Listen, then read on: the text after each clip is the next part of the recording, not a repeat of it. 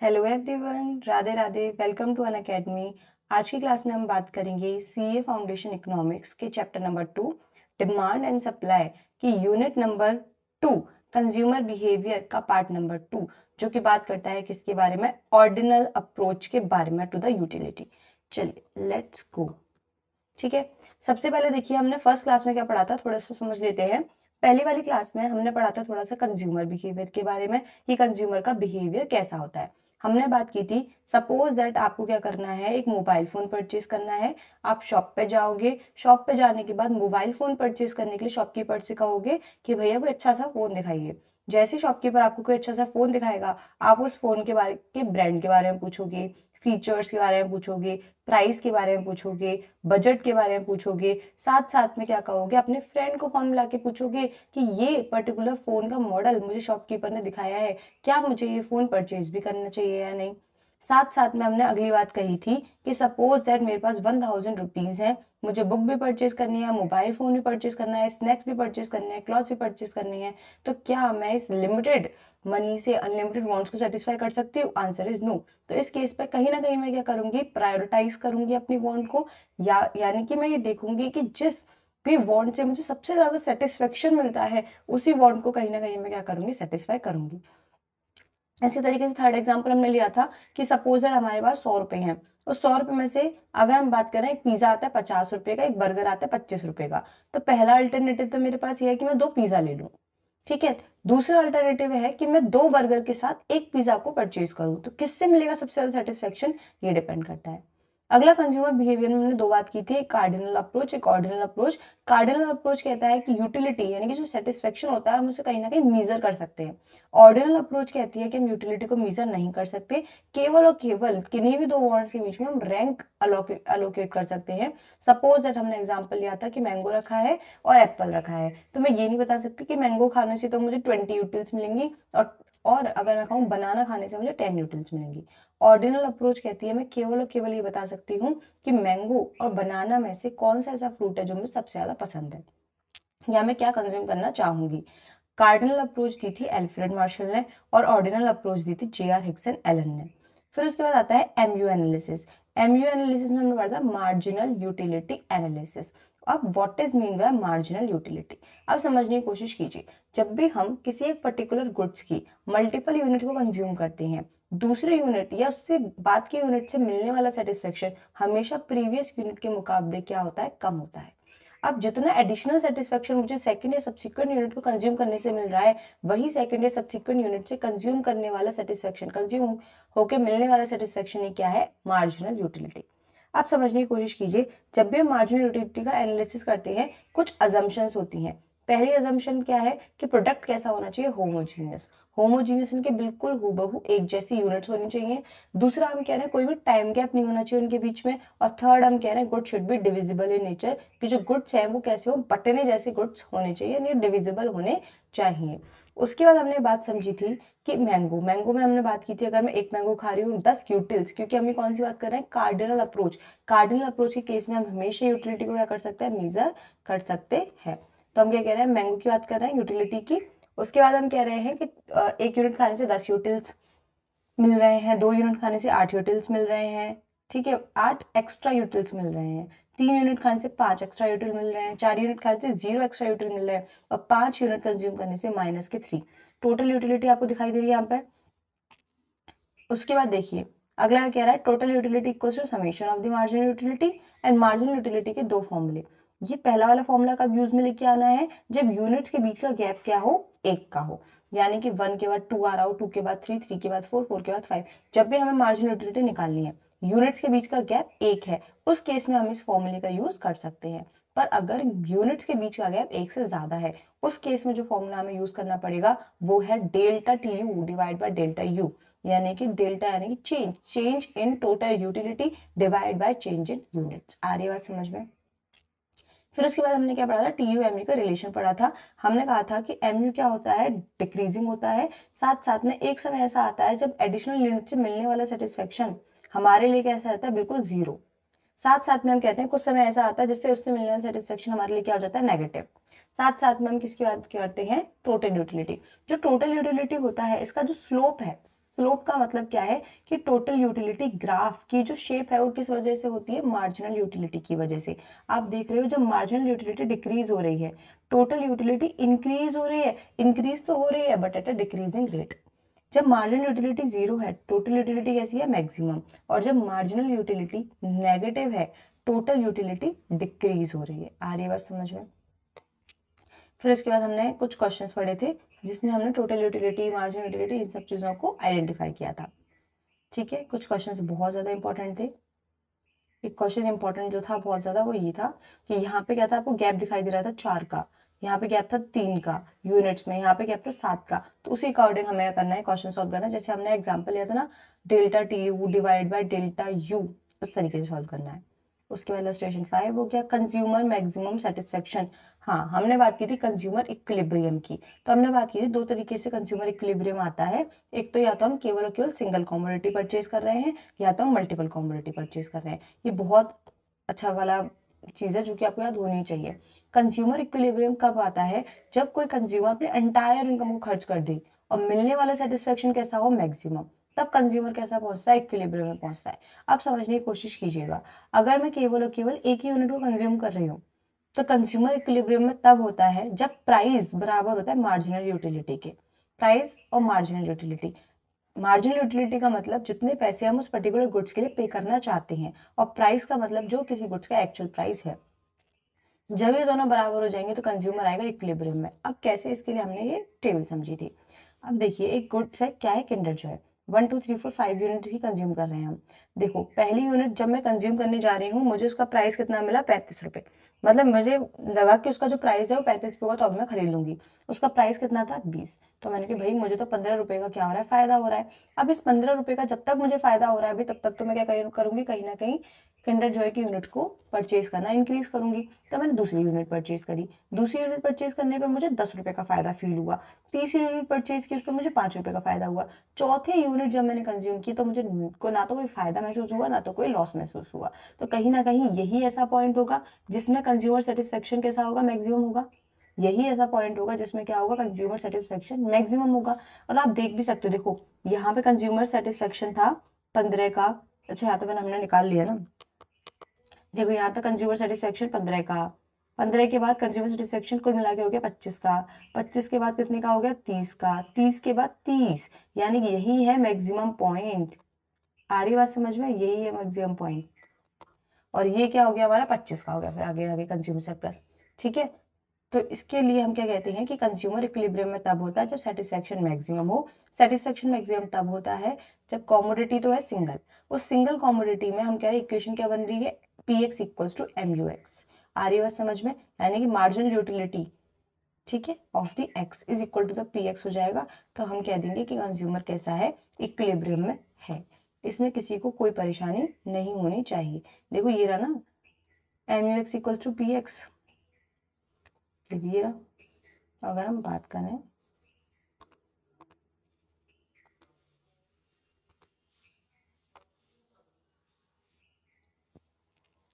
दिख रहा है ना आप लोगों को, M U X equal to P X. चलो अब आगे चलते हैं। आगे हमने बात की थी कि अगर कॉमोडिटी एक नहीं है, दो है। अब दो कॉमोडिटी तो हम कह रहे हैं कि दोनों से ही मिलने वाला सेटिस्फेक्शन क्या होना चाहिए, बराबर होना चाहिए। M U X divide by P X equals to M U Y divide by P Y equals to M U M, M U M money income के भी बराबर होना चाहिए। इसके लिए भी हमने एक एग्जाम्पल लिया था, ये वाला price of burger, price of pizza वाला। हम कह रहे हैं बर्गर 1 रुपये का मिलता है, पिज्जा 2 रुपये का मिलता है, मनी इनकम 13 रुपये की है मेरे पास। तो मैं कह रही हूँ मुझे ऐसा कॉम्बिनेशन ढूंढना है जिसमें M U X divide by P X बराबर M U Y divide by P Y के। अब यहाँ पे देखो एम यू एक्स दे रखा है आपको, पी एक्स दे रखा है आपको। देखो यहाँ पे आपको एम यू एक्स दे रखा है, यहाँ पे आपको पी एक्स दे रखा है। डिवाइड करेंगे M U X divide by P X की, क्या बनाएंगे, टेबल। ये M U Y divide by P Y की टेबल है। जहां भी M U X divide by P X बराबर हो जाएगा M U Y divide by P Y के, वही पॉइंट क्या हो जाएगा हमारा, कंज्यूमर इक्विलिब्रियम का पॉइंट। तो हम कह रहे हैं देखो हम एक यूनिट तो परचेज करेंगे बर्गर की, और 6 क्या परचेज करेंगे, पिज्जा। तो देखो इस केस में क्या होगा, M U X divide by P X हो गया 10, M U Y divide by P Y हो गया 10, और कहीं ना कहीं एम यू एम बी कितना हो गया, 10। ठीक है, अब हम देखते हैं कि क्या इनसे होने वाला खर्चा हमारे बजट में आ रहा है, यानी कि हमारे इनकम के बराबर है। तो हमने कहा एक बर्गर से हमें 1 रुपया खर्च हो रहा है, पिज्जा से हमें 6 पिज्जा के लिए 2 रुपए के हिसाब से 12 रुपए खर्च हो रहे हैं। कुल मिला के कितने रुपए खर्च हो रहे हैं? 13। इनकम भी कितनी है हमारी? 13। ठीक है, आ रही बात समझ में? उसके बाद हमने डिफरेंस पढ़ा था कार्डिनल और ऑर्डिनल अप्रोच का। कार्डिनल अप्रोच कहता है यूटिलिटी कैन बी मेजर्ड और ऑर्डिनल अप्रोच कहती है utility can not be measured. अब कार्डिनल अप्रोच में हम यूटिलिटी को मेजर भी कर सकते हैं in the form of utils, unit दे रखी है यूटिल्स। ऑर्डिनल अप्रोच में no util units. Exact difference आपको देखने को मिलता है कार्डिनल अप्रोच में। ऑर्डिनल अप्रोच में ओनली ऑर्डर मैटर करता है, यानी कि किन गुड्स को आप कब कंज्यूम करोगे केवल और केवल ऑर्डर दे रखा होता है ऑर्डिनल अप्रोच में। फिर उसके बाद हो गया, कह रहा है consumer can tell how much satisfaction they get. Consumer केवल और केवल ये बताता है कितना सेटिस्फेक्शन से मिल रहा है कार्डिनल में। और consumer can only tell which is better. ठीक है, यहाँ पे एमयू एनालिसिस होता है, यहाँ पे कौन सा एनालिसिस होता है? इंडिफरेंस कर्व और एमआरएस का। एमआरएस, इंडिफरेंस, ये सब चीजें हमें आज पढ़नी है। अब लॉ ऑफ डीएमयू यहाँ पे एप्लीकेबल होता है, यहाँ पे law of diminishing marginal rate of substitution exchange, ये सारी चीजें। ये लेस रियलिस्टिक होता है क्योंकि यहाँ पे कह रहा है कि हर यूनिट से मिलने वाला सेटिस्फेक्शन मेजर कर सकते हैं in the form of utils. और ये क्या होता है? हमारा ऑर्डिनल अप्रोच मोर रियलिस्टिक होता है। कार्डिनल अप्रोच किसने दी थी? एल्फ्रेड मार्शल ने। और ऑर्डिनल अप्रोच दी थी जे.आर. एलन ने। आ रही बात समझ में? अब चलते हैं थोड़ा आगे।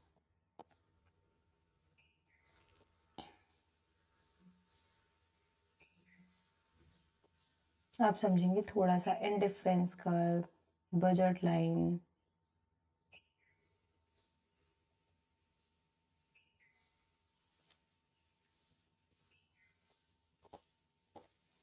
चलिए ठीक है, क्या करते हैं आप? थोड़ा सा इंडिफरेंस कर्व, बजट लाइन वगैरह पढ़ते हैं। देखो ये तो हमने समझ में आ गया हमें कि ये जो बात है कौन सी वाली बात कर रहे हैं हम? Ordinal approach.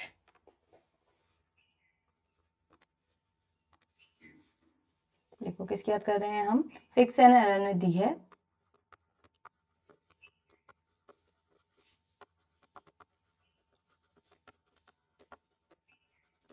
Hicks and Alan ने दी है ऑर्डिनल अप्रोच। ऑर्डिनल अप्रोच में अगर हम सबसे पहली बात करें, अजम्पशंस होती हैं कुछ। क्या होती है? कुछ जो अजम्पशन है, पहली अजम्पशन होती है कि जो कंज्यूमर है वो कैसा होना चाहिए? रेशनल। कैसा कंज्यूमर होना चाहिए? रेशनल। कंज्यूमर इज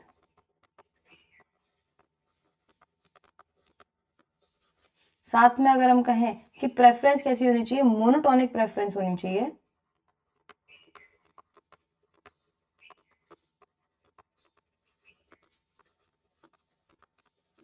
आप कहोगे कंज्यूमर इज रेशनल का मतलब जो कंज्यूमर है वो कहीं ना कहीं सोच समझ के डिसीजन ले सके कि मुझे मैंगो ज़्यादा अच्छा लगता है, मुझे बनाना ज़्यादा अच्छा लगता है, ये सब। और मोनोटोनिक प्रेफरेंस का मतलब होता है कि हायर द यूटिलिटी, मतलब higher the indifference curve, higher the satisfaction. Monotonic preference का मतलब है कि जितनी ज़्यादा सेटिस्फेक्शन मुझे किसी गुड से मिलेगा उतनी ही ज़्यादा यूनिट मैं उस पर्टिकुलर गुड से क्या करूँगी? कंज्यूम करूँगी। ये कहता है मोनोटोनिक प्रेफरेंस। आ रही है बात समझ में? जैसे कि हम कहते हैं मोनोटोनिक प्रेफरेंस में कुछ मुझे सेटिस्फेक्शन मिल रहा है, कहीं से मुझे सेटिस्फेक्शन मिल रहा है 7 यूटिल्स का, कहीं से मुझे सेटिस्फेक्शन मिल रहा है 6 यूटिल्स का। या फिर मोनोटोनिक प्रेफरेंस को आप सीधी सी भाषा में समझ सकते हो, किसी भी गुड्स का जब मैं कंजम्पशन इंक्रीज करूंगी, अगर मैं कहती हूँ किसी गुड्स का मैं कंजम्पशन बढ़ाऊंगी तो उससे मिलने वाला सेटिस्फेक्शन ऑलरेडी क्या होगा? बढ़ेगा। ये कहता है मोनोटोनिक प्रेफरेंस। आ रही बात समझ में? उसके बाद अगर हम बात करते हैं कि जो कंज्यूमर होता है उसकी चॉइसेस कैसी होती हैं? ट्रांजिटिव।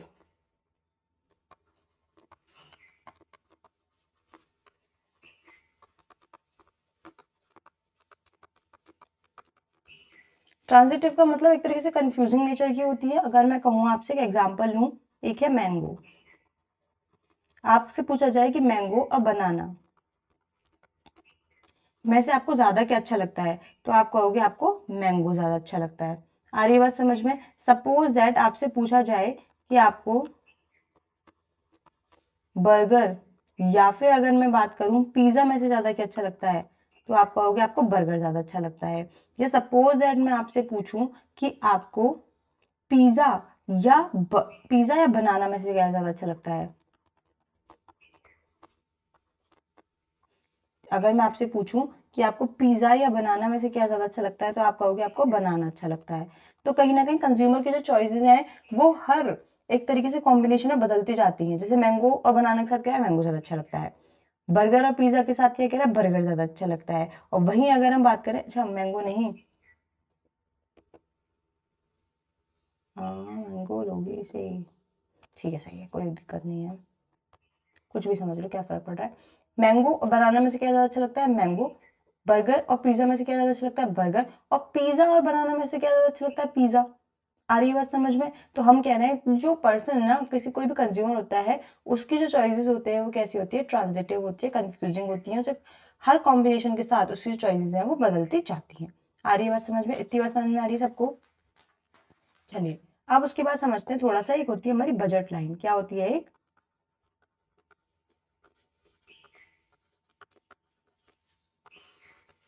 हम बजट लाइन समझने की कोशिश कीजिए। हम कहते हैं बजट लाइन में हमारे पास दो गुड्स के कॉम्बिनेशन के बीच में होने वाला खर्चा होता है। जैसे कि मैं कहूँ मेरा बजट है 1000 रुपए का, इस 1000 रुपए के खर्चे को मैं 2 कॉमोडिटीज अगर कंज्यूम कर रही हूँ, तो कॉमोडिटी ए और कॉमोडिटी बी पे किस तरीके से खर्च करूँ कि होने वाला खर्चा क्या हो, बराबर। तो हम कह रहे हैं एक तरफ तो होती है हमारी कॉमोडिटी ए और एक होती है हमारी कॉमोडिटी बी। सपोज दैट हम कह रहे हैं एक कॉमोडिटी हमारी पिज्जा और एक कॉमोडिटी है हमारी बर्गर। आ रही बात समझ में? सपोज दैट मैं क्या कर रही हूँ, पिज्जा की इतनी यूनिट परचेज कर सकती हूँ और बर्गर की कितनी यूनिट परचेज कर सकती हूँ, इतनी। आ रही बात समझ में? तो हम कह रहे हैं मैक्सिमम यूनिट चाहिए। सपोज दैट पिज्जा की मैक्सिमम यूनिट है 10 और बर्गर की मैक्सिमम यूनिट है 8। उसके बाद क्या होगा, अगर मैं क्या कर रही हूँ, या तो मैं क्या कर सकती हूँ, सारी यूनिट पिज्जा की परचेज करूँ और बर्गर की परचेज कैसी करूँ, निल, है ना, ये तो मैक्सिमम अलग अलग है। अगर मैं कहूँ पिज्जा की मैं 10 यूनिट परचेज कर सकती हूँ, बर्गर की 0 यूनिट परचेज कर सकती हूँ। या फिर मैं क्या कह रही हूँ कि मैं पिज्जा की कितनी यूनिट परचेज कर सकती हूँ, 8। और अगर मैं बात करूँ बर्गर की कितनी यूनिट परचेज कर सकती हूँ मैं, सपोज मैं बर्गर की यूनिट परचेज कर सकती हूँ 2। आ रही बात समझ में? या फिर मैं कह रही हूँ कि मैं पिज्जा की तो 4 यूनिट परचेज कर सकती हूँ और बर्गर की 6 यूनिट परचेज कर सकती हूँ। या फिर मैं कह रही हूँ लास्ट टू लास्ट, मैं क्या कर सकती हूँ, पिज्जा की 0 यूनिट परचेज करूंगी तो बर्गर की 8 यूनिट परचेज कर सकती हूँ। आ रही बात समझ में? एग्जैक्ट ऐसे नहीं होगा क्योंकि हमने प्राइजेस नहीं दे रखे हैं।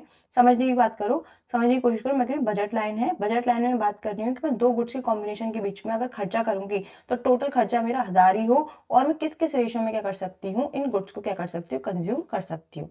आ रही बात समझ में? अब समझने की कोशिश करो, कोई पर्सन अगर कोई कॉम्बिनेशन चूज करता है जो कि इस लाइन के ऊपर है, कॉम्बिनेशन यहाँ चूज करता है, तो वो जो कॉम्बिनेशन है वो कहीं ना कहीं बजट पे है, यानी खर्चा कितना हो रहा है, बजट के बराबर का खर्चा हो रहा है। जैसे सपोज दैट ये है पॉइंट नंबर ए। अगर मैं कह रही हूँ कोई पर्सन यहाँ पे किन्हीं भी गुड्स का कॉम्बिनेशन परचेज करता है, जैसे कि हम कह रहे हैं यहाँ पे किसी गुड्स का कॉम्बिनेशन, यानी कि सपोज दैट ये क्या हो गया हमारा, कुछ इस तरीके से क्या करता है, गुड्स के कॉम्बिनेशन को चूज करता है, तो होने वाला खर्चा क्या होगा, देखो बजट के बाहर।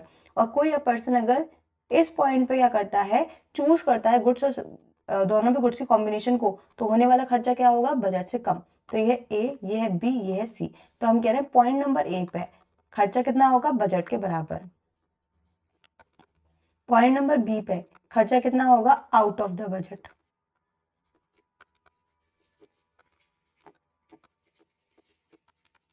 और पॉइंट नंबर सी पे जो खर्चा होगा वो कितना होगा, अंडर द बजट।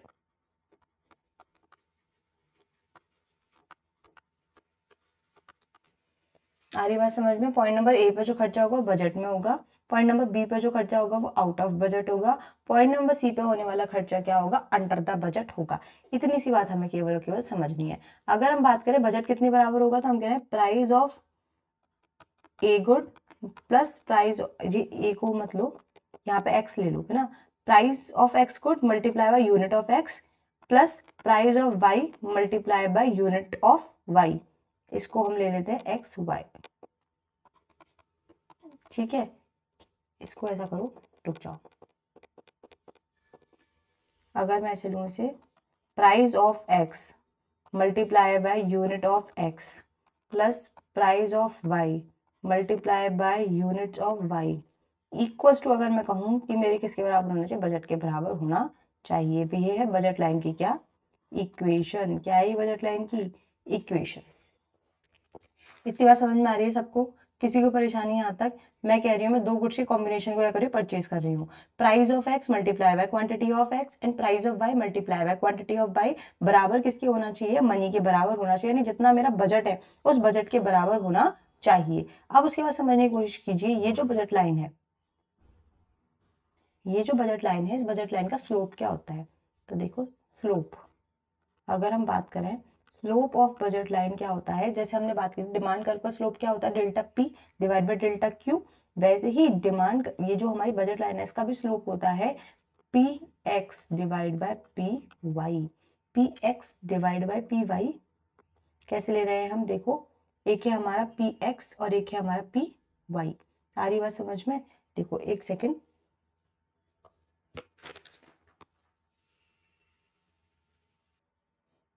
ठीक है, हम किसकी बात कर रहे हैं अब, हम बात कर रहे हैं स्लोप की। तो देखो इसका स्लोप क्या होता है, इसका स्लोप होता है P X divided P Y. इसको हम नेक्स्ट पेज पे और थोड़ा अच्छे से समझने की कोशिश करते हैं। देखो स्लोप है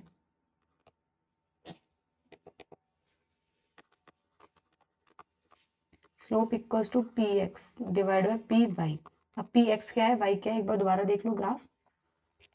यहाँ लेते हैं हम हमेशा गुड एक्स मतलब गुड वाई, और यहाँ हम लेते हैं गुड एक्स। तो देखो क्या होना पड़ेगा, ये बजट लाइन है। बजट लाइन में सबसे पहले हम क्या कर रहे हैं, गुड वाई की ज्यादा यूनिट परचेज कर रहे हैं, गुड एक्स की 0 यूनिट परचेज कर रहे हैं। आ रही ना बात समझ में? तो जैसे जैसे मुझे गुड एक्स का कंजम्पशन बढ़ाना है, मुझे गुड वाई का कंजम्पशन डिक्रीज करना पड़ेगा।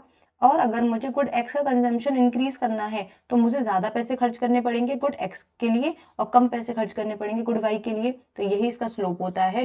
क्या होता है इसका, P X divide by P Y. यही इसका क्या होता है, स्लोप होता है P X divide by P Y.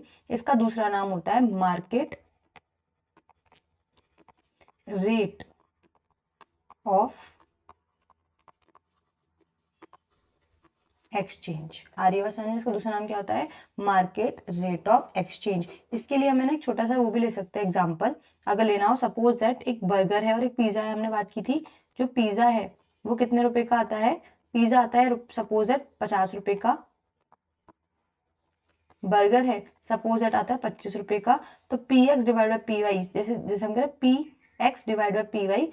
Suppose that मुझे क्या करना है, मुझे पिज्जा परचेज करना है बर्गर की जगह। तो मुझे कहीं ना कहीं क्या करना पड़ेगा, पी एक्स क्या लेना पड़ेगा ऊपर 50 डिवाइड बाई पी वाई लेना पड़ेगा 25। तो ये आ जाएगा 2, यानी कि ये आ गया मार्केट रेट ऑफ एक्सचेंज। यानी कि मुझे 2 बर्गर को सेक्रीफाइस करना पड़ेगा एक पिज्जा को क्या करने के लिए, ऑब्टेन करने के लिए। इतनी बात आप समझ सकते हो केवल और केवल मार्केट रेट ऑफ एक्सचेंज में। इससे ज्यादा आपको कुछ और समझने की जरूरत नहीं है। अब हम समझेंगे बजट लाइन में कैसे बजट लाइन शिफ्ट होती है, यानी कि बजट लाइन राइटवर्ड शिफ्ट होती है, बजट लाइन लेफ्टवर्ड शिफ्ट होती है। अब देखो समझने की कोशिश करो।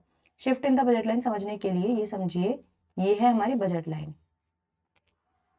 ये जो बजट लाइन की लाइन है वो रिप्रेजेंट करती है, सपोज दैट मेरे पास है 1000 रुपीज। अच्छा 1000 रुपीज भी ना मानो तो 1000 रुपए है मेरे पास। ये है मेरा गुड वाई,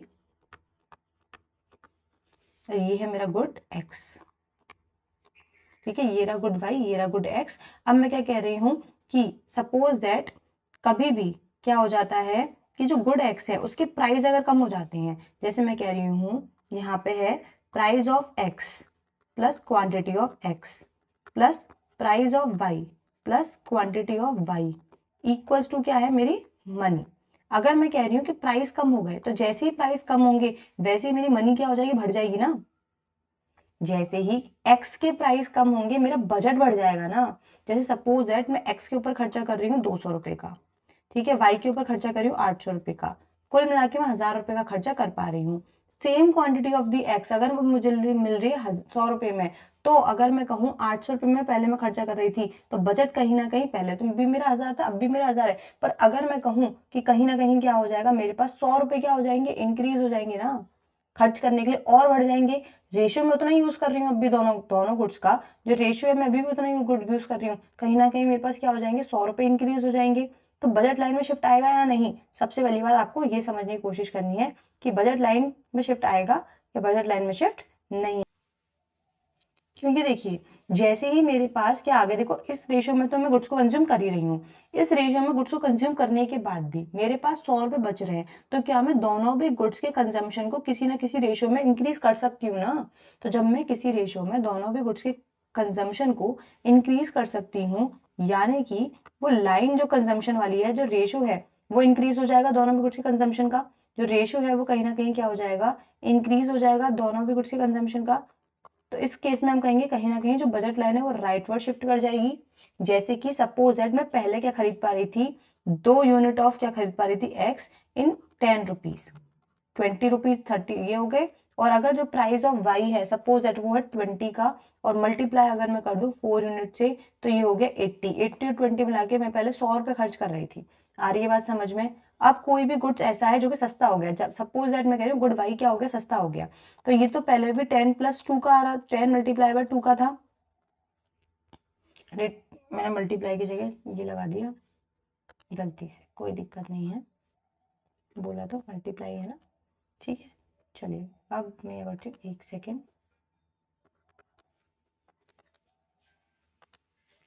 ठीक है, अब समझने की कोशिश कीजिए।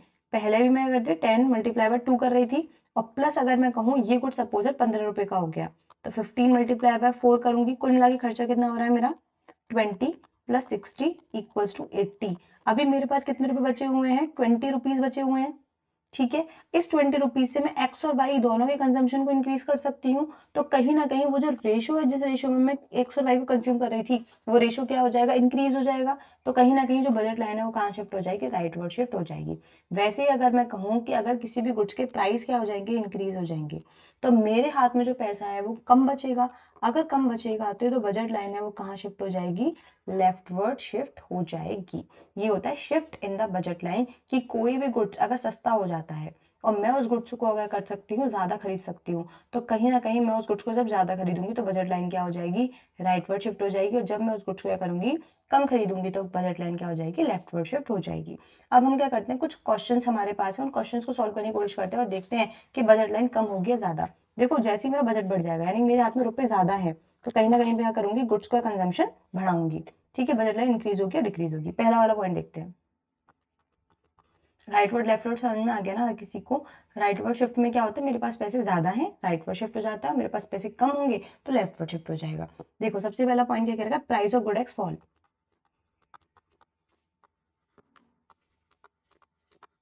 Price of good X fall, ये वाला पॉइंट हमने पढ़ ही लिया था ना, कर लिया था। सारे क्वेश्चन लिख लेते हैं एक बार। अगला कह रहा है price of good X rise.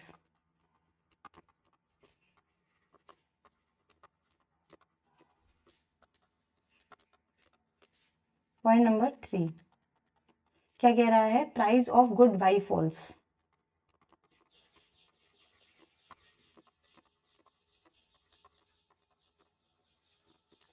और नेक्स्ट क्या कह रहा है,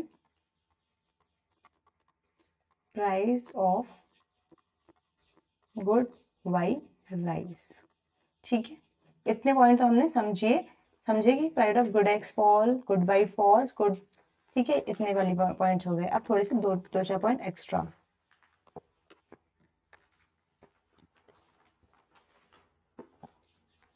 ठीक है, गुड वाई राइस तक हो गया। अगला वाला पॉइंट, नेक्स्ट पॉइंट देखिए क्या कह रहा है, price of good X rise and good Y false.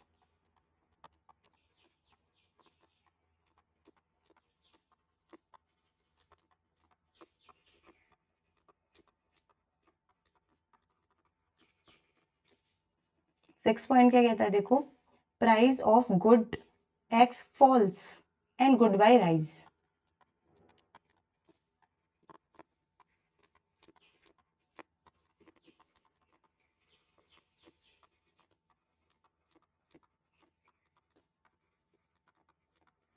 ठीक है, इतनी बात समझ में आई। उसके बाद नेक्स्ट पॉइंट क्या कहता है, सेवेंथ पॉइंट कहता है price of both good falls and income increases. ओहो, price of both goods fall and income increases. अब देखो समझने की कोशिश करो। सबसे पहला पॉइंट क्या कह रहा है, price of good X fall, ये हमने कर लिया था। अब price of good X rise, देखो सबसे पहले हम बनाएंगे नॉर्मल बजट लाइन। इस नॉर्मल बजट लाइन के साथ कह रहा है ये है गुड वाई और ये है गुड एक्स। सबसे पहले वो क्या कह रहा है कि price of good X rise, अगर price of good X rise हो गया यानी प्राइस बढ़ गए एक्स के, तो कहीं ना कहीं पहले जो कॉम्बिनेशन में हम एक्स और वाई को परचेज कर पा रहे थे, क्या उसी कॉम्बिनेशन में हम एक्स और वाई को परचेज कर पाएंगे? आंसर इज नो, अब उस कॉम्बिनेशन में हम एक्स और वाई को परचेज नहीं कर पाएंगे। तो यानी कि बजट लाइन में आ जाएगा लेफ्टवर्ड शिफ्ट। आ रही ना बात समझ में? बजट लाइन में क्या आ जाएगा? Leftward shift. ये हो गया हमारा क्वेश्चन नंबर 2 का आंसर। फिर उसके बाद पहले क्या कह रहा है? Price of good Y falls. अगर वाई फॉल्स हो जाएगा, देखो प्राइस कभी भी फॉल होगा तो क्या आएगा? बजट लाइन में राइटवर्ड शिफ्ट, यानी बजट हमारे पास बढ़ जाएगा। तो देखो क्या आ जाएगा? राइटवर्ड शिफ्ट आ जाएगा। उसके बाद देखो थर्ड पॉइंट, थर्ड या fourth point, price of good Y rice.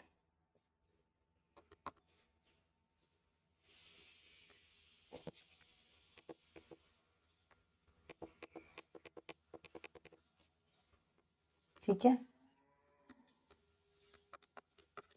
क्या कह रहा है? Price of good Y rise. अगर वाई का प्राइस राइज हो जाएगा तो कहीं ना कहीं फिर बजट हमारे पास कम पड़ जाएगा, तो क्या आ जाएगा इसका? Leftward shift. ठीक है, आ रहा होगा समझ में, इतना कोई ज्यादा डिफिकल्ट नहीं है। उसके बाद देखो क्या कह रहा है, उसके बाद फिफ्थ वाला पॉइंट, फिफ्थ वाला पॉइंट कह रहा है price of X rise and good Y falls. हम कह रहे हैं एक्स के प्राइस तो क्या हो गए? कम हो गए, और वाई के प्राइस क्या हो गए? इंक्रीज हो गए। अगर एक्स के प्राइस कम होंगे तो क्या होगा? वाई के प्राइस इंक्रीज होंगे तो क्या होगा? देखो समझने की कोशिश करो। हम कह रहे हैं अगर एक्स के प्राइस कम हो गए, तो एक्स के प्राइस कम हो जाएंगे तो कहीं ना कहीं हम क्या कर पाएंगे? राइटवर्ड शिफ्ट आ जाएगा, ज्यादा यूनिट परचेज कर पाएंगे। और अगर वाई के प्राइस क्या हो जाएंगे? राइज हो जाएंगे, तो हम कम यूनिट परचेज कर पाएंगे। तो हम क्या कहेंगे? जब हम एक्स के प्राइस को इंक्रीज करेंगे और वाई के प्राइस को क्या करेंगे? डिक्रीज करेंगे, तो कहीं ना कहीं शिफ्ट कहाँ आएगा? हम कह रहे हैं जिसके प्राइस में ज्यादा अंतर है उसके प्राइस का शिफ्ट आएगा। सपोज दैट हम कह रहे हैं वाई ज्यादा महंगा है, वाई ज्यादा महंगा हो गया तो हल्का फुल्का सा क्या आ जाएगा? आपका लेफ्टवर्ड शिफ्ट आपको देखने को मिलेगा। उसके बाद देखो क्या कह रहा है कि price of good X fall. अभी हमने क्या कहा था? Price of good X rise. अच्छा, इस वाले क्वेश्चन में थोड़ा सा हमने अलग कहा था। हमने कहा था इसमें कि price of good X rise, good x के प्राइस क्या हुए? बढ़ गया, तो सही तो है, गुड एक्स के प्राइस बढ़ गए। देखो दोबारा से कर लेते हैं इसको।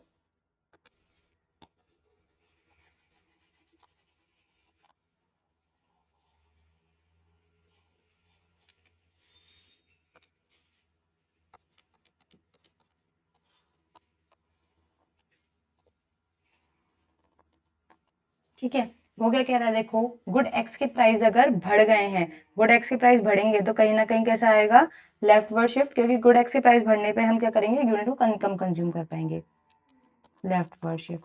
और गुड वाई के प्राइस अगर क्या हो जाएंगे? कम हो जाएंगे, तो क्या हो जाएगा? Rightward shift. तो हम देखेंगे शिफ्ट कहाँ ज्यादा है, लेफ्टवर्ड है या राइटवर्ड है? हमारे हिसाब से राइटवर्ड शिफ्ट ज्यादा है, थोड़ा सा राइटवर्ड इंक्रीज होगा।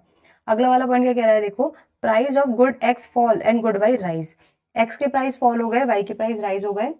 एक्स के प्राइस फॉल होंगे तो कहीं ना कहीं कैसे शिफ्ट आएगा? राइटवर्ड। ठीक है, वहीं क्या हो रहा है? वाई के शिफ्ट क्या हो गए? वाई के प्राइस क्या हो गए? राइज हो गए, तो इसमें क्या आएगा? Rightward shift. तो कहीं ना कहीं आपको राइटवर्ड शिफ्ट ही कहीं ना कहीं देखने को मिलेगा। ऊपर वाले पॉइंट में कह रहा है कि price of both goods fall and income increase. दोनों भी गुड्स के जो प्राइस हैं वो कम हो गए और इनकम इंक्रीज हो गई। अगर प्राइस भी कम हो गए, इनकम भी इंक्रीज हो गई, तो मेरे हाथ में जो पैसा बच रहा है वो ज्यादा बचेगा। जब मेरे हाथ में जो पैसा बच रहा है वो ज्यादा बचेगा, यानी कहीं ना कहीं ये जो हमारा क्या है? बजट लाइन है, वो कहीं ना कहीं जैसे मेरे पास रुपए अब ज्यादा आएंगे ना, एक्स भी सस्ता मिल रहा है, वाई भी सस्ता मिल रहा है, मेरी इनकम भी बढ़ गई, तो जैसे ही ऐसा होगा मेरी इनकम भी बढ़ जाएगी, एक्स भी सस्ता मिल रहा है, वाई भी सस्ता मिल रहा है, तो जो बजट लाइन है वो राइटवर्ड क्या हो जाएगी? शिफ्ट हो जाएगी। आ रही बात समझ में? चल सकते हैं आगे। इसके बाद थोड़ा सा पढ़ेंगे हम, इसके बाद पढ़ेंगे हम थोड़ा सा इनडिफरेंस कर्व। अब हम क्या पढ़ेंगे? Indifference curve. अब इनडिफरेंस कर्व को थोड़ा सा समझने की कोशिश कीजिए, क्या होता है इनडिफरेंस कर्व।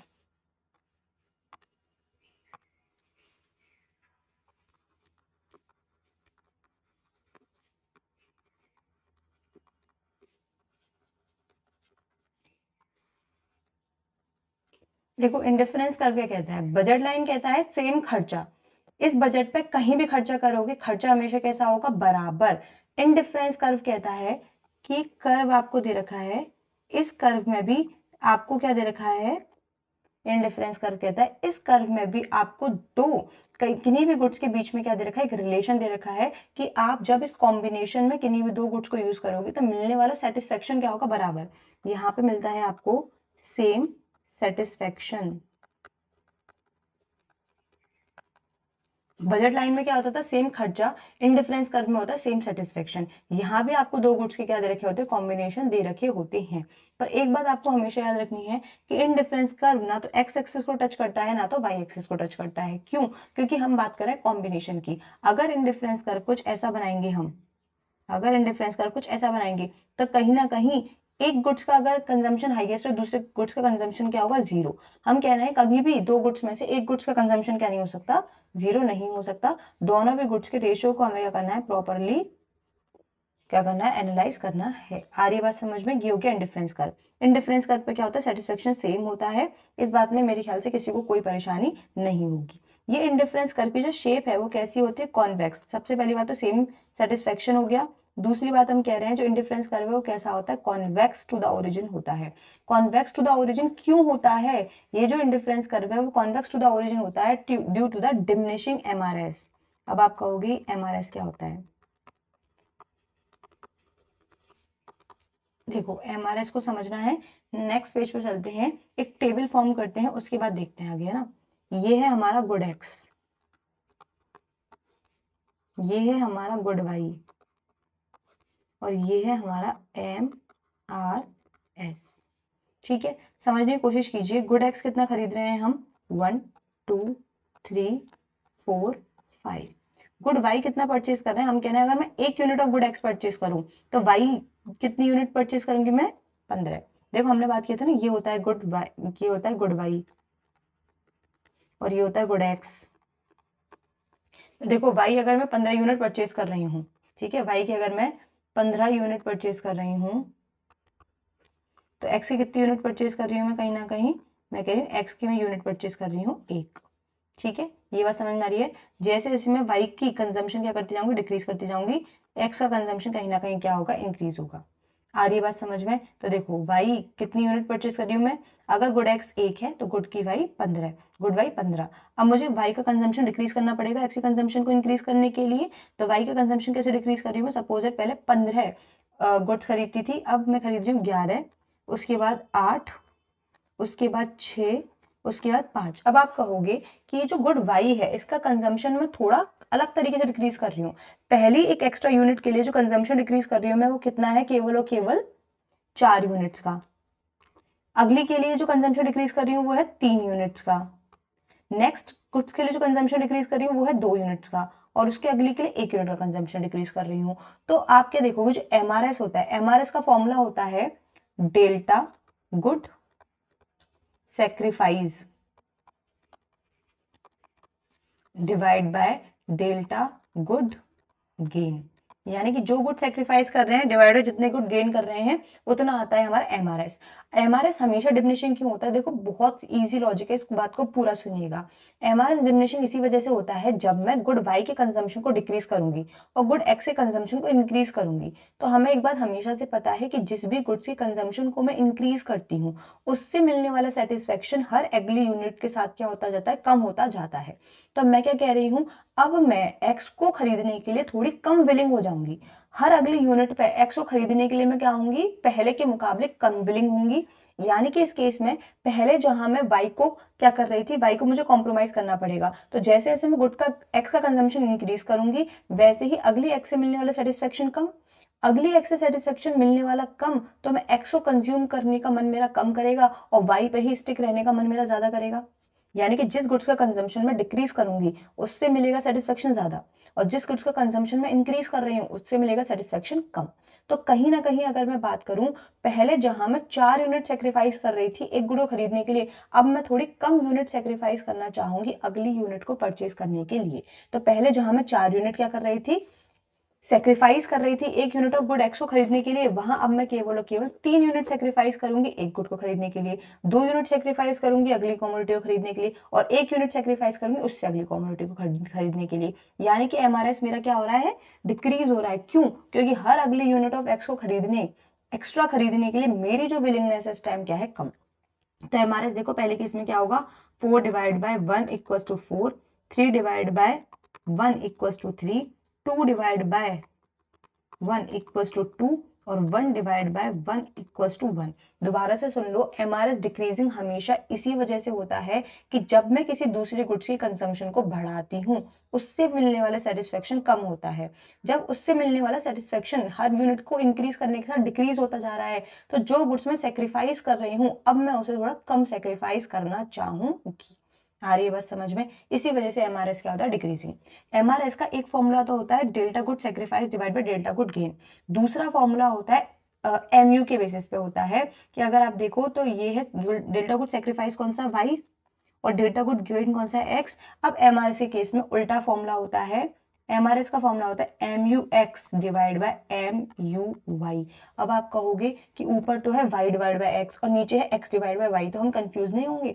तो बिल्कुल कंफ्यूज नहीं होगे। देखो बेटा समझने की कोशिश करो कि जब भी मैं क्या कर रही हूँ, गुड एक्स के कंजम्पशन को बढ़ा रही हूँ, जो मार्जिनल यूटिलिटी है वो किसकी इंक्रीज और किसकी डिक्रीज होगी? जब मैं गुड एक्स के कंजम्पशन को बढ़ाऊंगी तो मार्जिनल यूटिलिटी इंक्रीज होगी गुड एक्स की, और मार्जिनल यूटिलिटी डिक्रीज होगी गुड वाई की। मार्जिनल यूटिलिटी डिक्रीज होगी गुड एक्स की और मार्जिनल यूटिलिटी इंक्रीज होगी गुड वाई की। तो यूटिलिटी डिक्रीज किसकी हो रही है, गुड एक्स की। हम हमेशा डिक्रीज को ऊपर लेते हैं और गेन को नीचे लेते हैं। ऊपर भी हमने ऐसे लिया है, सेक्रीफाइस ऊपर गेन नीचे। ऐसे ही हमें क्या करना है, यूटिलिटी किसकी सेक्रीफाइस हो रही है, एक्स की। क्यों? क्योंकि हर एडिशनल यूनिट से मिलने वाला सेटिस्फेक्शन कम, और वहीं जहां हम वाई की यूनिट के कंजम्पशन को डिक्रीज कर रहे हैं तो हर एडिशनल यूनिट से मिलने वाला सेटिस्फेक्शन ज्यादा। मतलब जितना हम सेक्रीफाइस कर रहे हैं सेटिस्फेक्शन गेन हो रहा है, नाम है वाई का। आ रही है बात समझ में? तो इसी वजह से हम कह रहे हैं M U X divide by M U Y. एक और बार सुन लो बेटा, बहुत इजी सी बात है। हम कहते हैं एमआरएस का मतलब क्या है? एमआरएस का मतलब marginal rate of substitution. Substitution यानी कि एक गुड्स की जगह मैं दूसरे गुड्स को परचेज कर रही हूँ, यही सब्सटीट्यूशन है, पहली बात। दूसरी बात समझने की कोशिश करो, जब भी मैं क्या कर रही हूँ, गुड एक्स के कंजम्पशन को बढ़ाने के लिए गुड वाई की कंजम्पशन को कम कर रही हूँ, तो एक्स हर अगली यूनिट ऑफ एक्स से मिलने वाला जो सेटिस्फेक्शन है वो क्या होगा, कम होगा। क्यों? क्योंकि इसके लिए मुझे कहीं ना कहीं क्या करना पड़ रहा है, वाई को सेक्रीफाइस करना पड़ रहा है। अब हर एक एडिशनल यूनिट के लिए मैं वाई के एडिशनल यूनिट को सेक्रीफाइस करना क्या करूंगी, कम चाहूंगी। आ रही बात समझ में? तो इस केस में कहीं ना कहीं क्या होगा, जो मैं वाई को सेक्रीफाइस कर रही हूँ, पहली यूनिट के लिए मैंने 4 यूनिट ऑफ वाई सेक्रीफाइस कर दिया, पर अब दूसरी यूनिट के लिए मैं 4 यूनिट ऑफ वाई सेक्रीफाइस नहीं कर पाऊंगी। मैं कहूंगी केवल और केवल मेरी विलिंगनेस क्या है कि मैं 3 यूनिट क्या करूँ, सेक्रीफाइस करूँ। आ रही बात समझ में? या तो आप इस लॉजिक से समझ सकते हो, ये एमयू वाला पार्ट समझ रहा है तो इसको आप ऐसे समझ सकते हो कि जब भी मैं एक्स का कंजम्पशन बढ़ाऊंगी उसकी मार्जिनल यूटिलिटी कम होगी, और जब मैं वाई का कंजम्पशन डिक्रीज करूंगी उसकी मार्जिनल यूटिलिटी क्या होगी, ज्यादा होगी। आ रही बात समझ में? M U X divide by M U Y यानी कि marginal utility sacrifice divide by marginal utility gain. I hope ये जो कॉन्सेप्ट है आपको बहुत अच्छी तरीके से क्या हो गया होगा, समझ में आ गया होगा।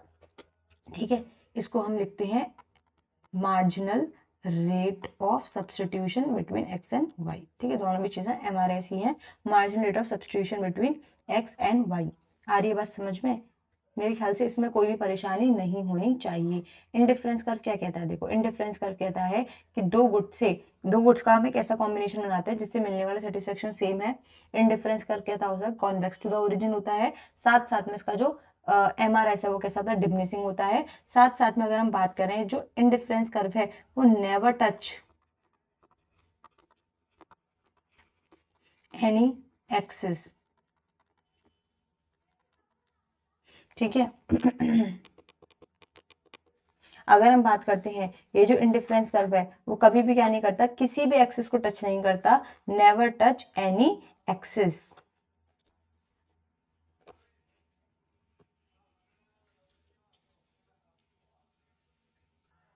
ठीक है ना?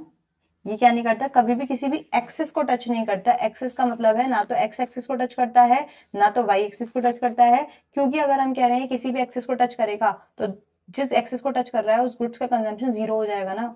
और हम ये मानते हैं कि इनडिफरेंस कर्व में दो गुड्स जो कॉम्बिनेशन में दे रखे हैं उनमें से किसी भी गुड्स का कंजम्पशन क्या नहीं होता, 0 नहीं होता। उसके बाद समझने की कोशिश कीजिए। अब हम करते हैं अभी आगे की और डिटेल लिखेंगे, उसमें समझने की कोशिश कीजिए।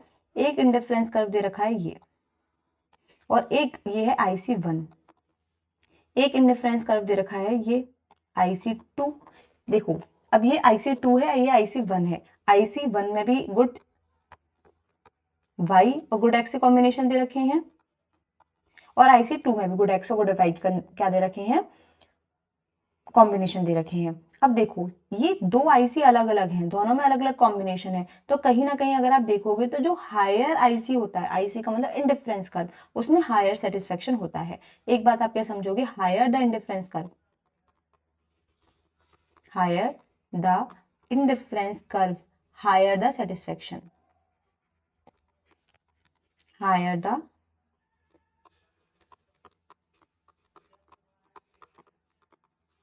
इंडिफरेंस कर्व जितना हायर होगा उससे मिलने वाला सेटिस्फेक्शन उतना ही ज्यादा होगा।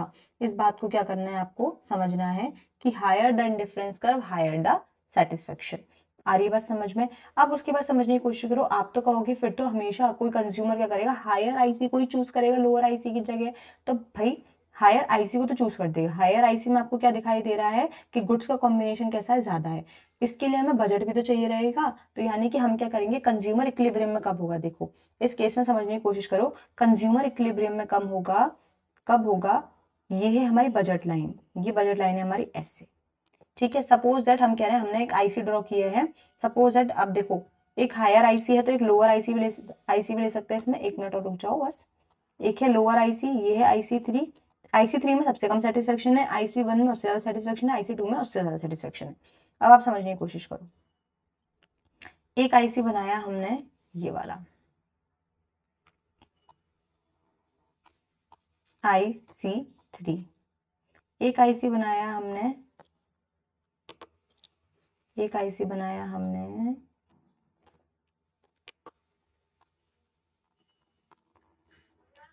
IC1, और एक ये बनाया। ये है बजट लाइन। बजट लाइन का मतलब मेरे पास जितने रुपए हैं खर्च करने के लिए। अब देखो हम कह रहे हैं कंज्यूमर इक्विलिब्रियम में तब होता है जब इंडिफरेंस कर्व का कोई एक पॉइंट टेंजेंट होता है, टच होता है किससे, बजट लाइन से। अब देखो समझने की कोशिश करो, आप लोगों के दिमाग में बहुत सारे क्वेश्चन आ रहे होंगे। हम कहेंगे हम किस IC पे काम करेंगे, किस आइसोकॉन्ट इंडिफरेंस कर्व पे काम करेंगे, हम इंडिफरेंस कर्व 1 पे काम करेंगे, क्योंकि ये टेंजेंट है किससे, बजट लाइन से। अब आप लोगों के दिमाग में क्वेश्चन आ सकता है कि ये जो IC3 हमें दिखाई दे रहा है, इसके भी तो 2 पॉइंट इंडिफरेंस कर्व से मिल रहे हैं। इसके भी तो 2 पॉइंट अगर मैं बात करूं तो इंडिफरेंस कर्व से मिल रहे हैं। तो आपके दिमाग में क्वेश्चन आना चाहिए ना। तो देखो समझने की कोशिश करो। आप इसको अगर यहाँ बना के देखोगे थर्ड वाले ग्राफ के लिए, तो हम कह रहे हैं ये है बजट लाइन और ये है IC3। तो अगर आप कहोगे कि IC3 के भी 2 पॉइंट इंडिफरेंस कर्व पे मिल रहे हैं, तो हम क्या नहीं कर सकते, IC3 को चूज नहीं कर सकते। तो आंसर इज नो। क्योंकि समझने की कोशिश करो, IC3 रिप्रेजेंट कर रहा है सेम, IC3 क्या रिप्रेजेंट कर रहा है, सेम सेटिस्फेक्शन। किन्हीं भी दो गुड्स के दो कॉम्बिनेशन के लिए सेम सेटिस्फेक्शन रिप्रेजेंट करा IC3। अगर वो सेम सेटिस्फेक्शन मुझे बजट के अंदर भी मिल सकता है, तो उसके लिए मैं बजट जितना रुपया क्यों खर्च करूंगी। सपोज दैट बजट है 1000 रुपए का, वो सेम सेटिस्फेक्शन मुझे मिल सकता है 800 रुपए में, तो उसके लिए मैं 1000 रुपए क्यों खर्च करूंगी, उसको तो मैं 800 पे कंज्यूम करूंगी ना। कंज्यूमर इक्विलिब्रियम में कब होता है, इक्विलिब्रियम में तब होता है जब IC क्या होता है, टच होता है किससे, IC टच होता है बजट लाइन से। इतनी बात समझने की कोशिश की आपने, इतनी बात समझ में आ गई। Higher the indifference curve higher the satisfaction. उसके बाद समझते हैं आगे। अब आप एक बात और समझिए, जब भी हमने 3 इंडिफरेंस कर्व बनाए हैं, तीनों इंडिफरेंस कर्व अलग अलग बनाए हैं, हमने कभी भी किन्हीं भी 2 इंडिफरेंस कर्व को एक साथ क्या नहीं करा, इंटरसेक्ट नहीं किया। तो इसकी अगली विशेषता होती है कि 2 indifference curve never intersect each other.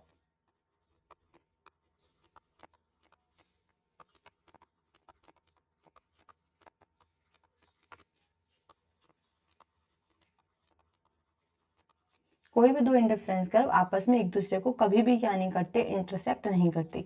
अब तुम कहोगे क्यों इंटरसेक्ट नहीं करते, उसका होता है due to the reason of transitivity. अगर लिखोगे यहीं पे due to the problem of transitivity. Transitivity का मतलब अगर मैं कहूं कि ये ना 2 अलग अलग कॉम्बिनेशन दे रखे हैं, अगर मैं 2 इंडिफरेंस कर्व को एक साथ क्या कर दूं, कहीं ना कहीं मिला दूं, तो रीडर्स को क्या होगी, कंफ्यूजन होगी, वो समझ ही नहीं पाएगा इंडिफरेंस 1 पे काम करना है, 2 पे काम करना है, कौन सा पॉइंट कहाँ जा रहा है। इसी वजह से हम कहते हैं कभी भी आप इंडिफरेंस कर्व बनाओगे इसी अजम्पशन के साथ बनाओगे कि दो इंडिफरेंस कर्व कभी भी एक दूसरे को क्या नहीं करेंगे, इंटरसेक्ट नहीं करेंगे। आ रही बात समझ में। अब थोड़े हायर सेटिस्फेक्शन थोड़ा सा और समझने की कोशिश करो। हम कह रहे हैं कि जैसे अगर आपको पता हो ये है हमारी, इतनी तो समझने की जरूरत नहीं, हाइड्रोजन डिफरेंस का हायरार्की हमने समझ लिया, केवल इतना बहुत है। हमने कंज्यूमर इक्विलिब्रियम की बात कर ली कि कंज्यूमर इक्विलिब्रियम में कब होगा, कंज्यूमर इक्विलिब्रियम में तब होगा जब बजट लाइन और इंडिफरेंस कर्व क्या होंगे, सेम। तो देखो एक और इसमें इंडिफरेंस कर्व के लिए एक टाइप और जोड़ लेते हैं हम। देखो ठीक है, कंज्यूमर इक्विलिब्रियम और देख लेते हैं दोबारा से।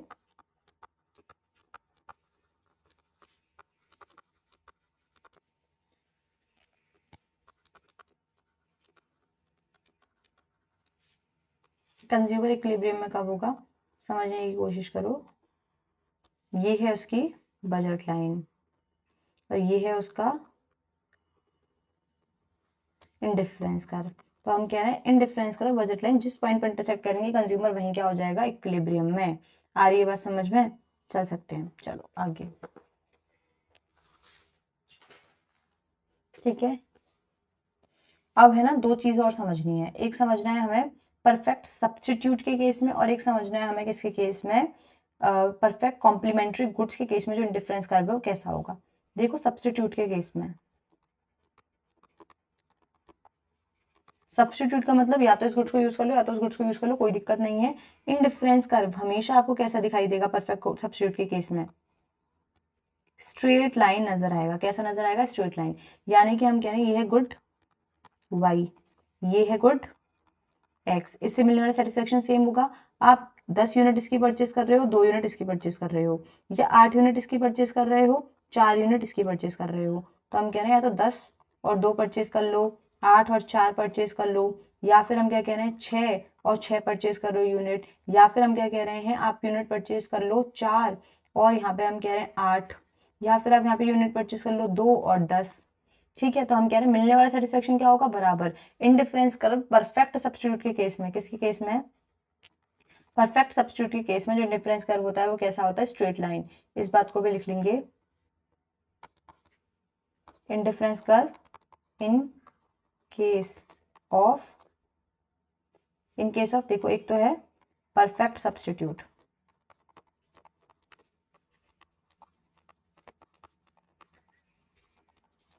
और एक है कॉम्प्लीमेंट्री, परफेक्ट कॉम्प्लीमेंट्री। ठीक है,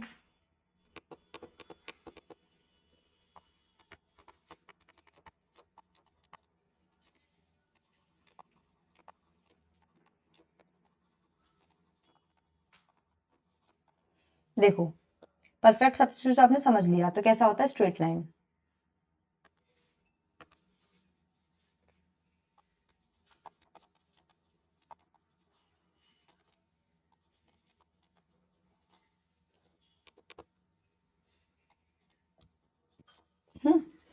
परफेक्ट कॉम्प्लीमेंट्री गुड्स के केस में समझने की कोशिश कीजिए कैसा होता है।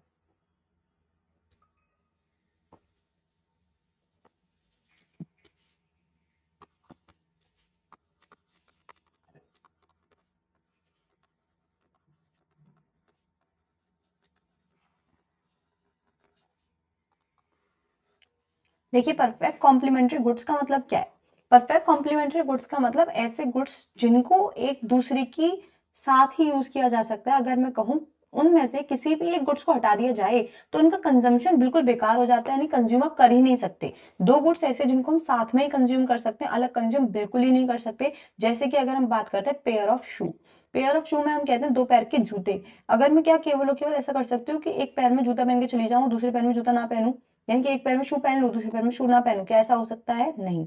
अगर सपोज दैट मैं राइट हैंड का जो लेग, राइट लेग जो होता है उस राइट लेग के लिए मैं 10 शू ले आऊं और जो लेफ्ट लेग है उसके लिए केवल एक ही शू लूं, तो उन 10 शूज को क्या मैं एक ही गुड्स के साथ ही तो पेयर कर सकती हूँ, केवल और केवल।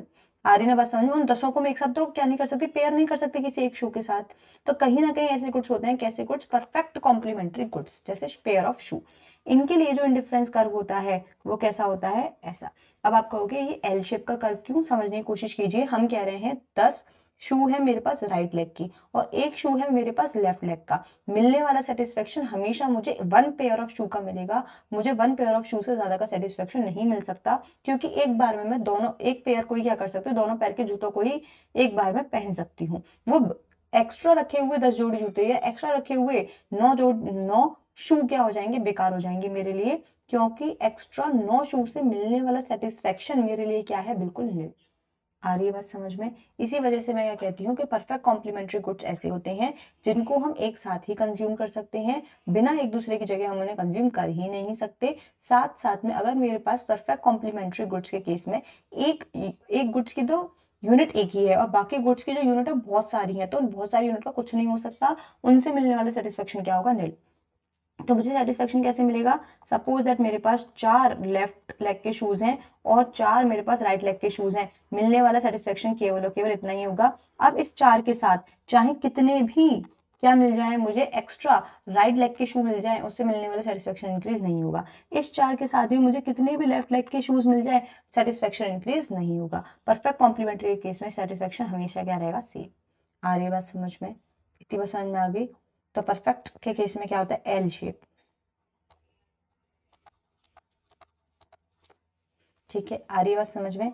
होप आपको इतनी सारी चीजें समझ में आ गई होंगी। परफेक्ट कॉम्प्लीमेंट्री समझ में आ गया होगा, परफेक्ट सब्स्टिट्यूट समझ में आ गया होगा। आ रही है बात समझ में? अब क्या करते हैं, थोड़ा सा हम क्या करेंगे, रीडिंग करेंगे, उसके बाद इस यूनिट के बचे हुए पार्ट को क्या करेंगे, खत्म करेंगे। तो पहले थोड़ी सी रीडिंग पे चल लेते हैं। ठीक है,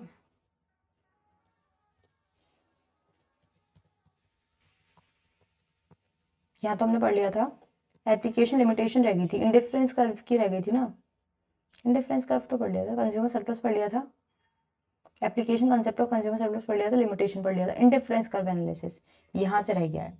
देखो क्या लिखा हुआ है, in the last section we have discuss the marginal utility analysis of the demand. Last section में हमने क्या डिस्कस किया था, मार्जिनल यूटिलिटी डिस्कस की थी, किसकी, डिमांड की। ठीक है, फिर उसके बाद वो क्या कह रहा है, marginal utility analysis of demand, a very popular alternative and a more realistic method of explaining consumer demand is the ordinal utility approach. This approach uses a different tool, namely indifference curve, to analyze the consumer behavior and is based on consumer preferences. The approach is based on the belief that human satisfaction, being a psychological phenomena, cannot be measured quantitatively in monetary terms as was attempted in Marshall's utility analysis. Therefore, it is scientifically more sound to order preferences than to measure them in terms of money. The consumer preference approach is therefore an ordinal concept based on ordering of preferences compared with the Marshall approach of cardinally. Assumption underlying indifference curve. The foundation of consumer behavior theory is the assumption that the consumer knows his own taste and preferences and possesses full information about all the relevant aspects of economic environment in which he lives. The consumer is rational and tend to take rational actions that results in a more preferred consumption bundle over a less preferred bundle. The indifference curve analysis assumes that utility is only ordinarily expressible. The consumer is capable of ranking all conceivable combination of goods according to the satisfaction they yield. Thus, if he is giving various combinations, say A, B, C, D and E, he can rank them as first preference, second preference and so on. However, if a consumer happens to prefer A to B, he cannot tell quantitatively how much he prefer A to B.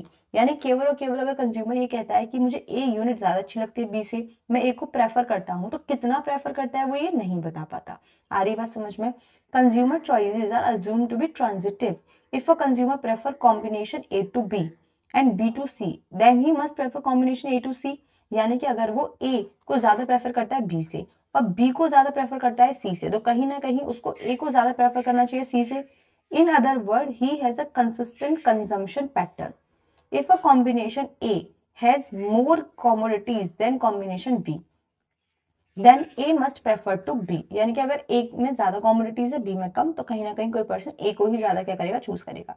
This is sometimes refer to as the more is better, यानी कि इसका मतलब क्या होता है कि जितना ज्यादा आपको किसी गुड्स का कंजम्पशन मिलेगा वही ज्यादा क्या होता है, बेटर होता है।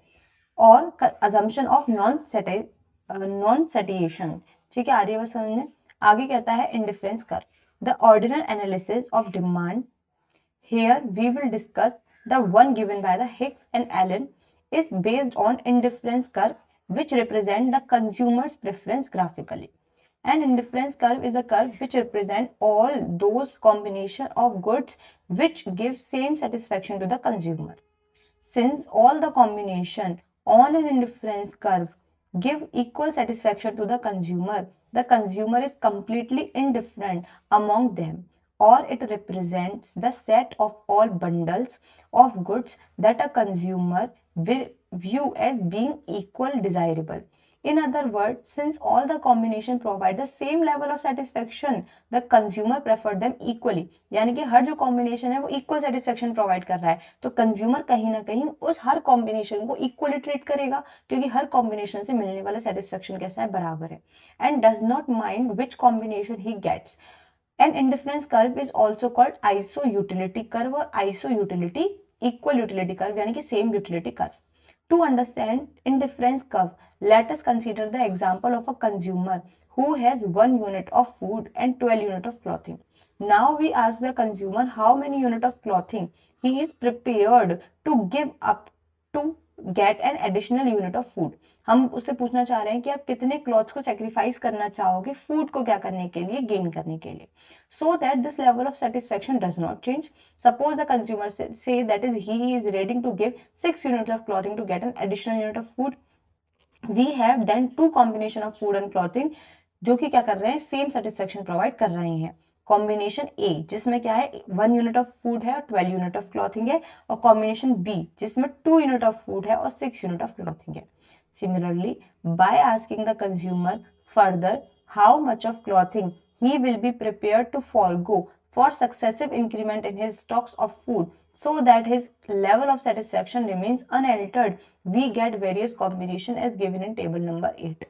सबसे पहले कॉम्बिनेशन क्या देखा है, A B C D, food 1 2 3 4, clothing 12 6 4 3। MRS देखो डिक्रीजिंग हो रहा है, क्यों, क्योंकि अब आप क्या कर रहे हो, एक्स्ट्रा यूनिट ऑफ फूड को लेने के लिए पहले आप क्लॉथ कितने सेक्रीफाइस कर रहे थे, 6, अब वो क्या कह रहा है, अब एक एक्स्ट्रा यूनिट को लेने के लिए क्लॉथ कितने सेक्रीफाइस करो, केवल और केवल 2। यानी कि हम कह रहे हैं जब भी हम किसी एक गुड के कंजम्पशन को बढ़ाना चाहते हैं उससे मिलने वाला सेटिस्फेक्शन अगली यूनिट से क्या होगा, कम। तो अब हम क्या करेंगे, कहीं ना कहीं जो यूनिट हम सेक्रीफाइस कर रहे हैं उसको हम सेक्रीफाइस करेंगे कम। आ रही बात समझ में। उसके बाद वो क्या कह रहा है, now if we plot the above schedule we will get the following figures.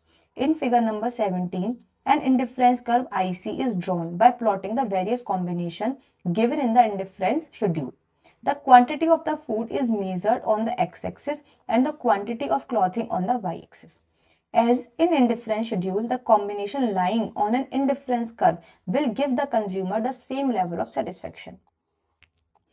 Indifference curve map. The entire utility function of an individual can be represented by an indifference curve map, which is a collection of indifference curves in which each curve corresponds to a different level of satisfaction. In short, a set of indifference curve is called an indifference curve map. जो indifference curve का एक set होता है उसको हम कहते हैं indifference map.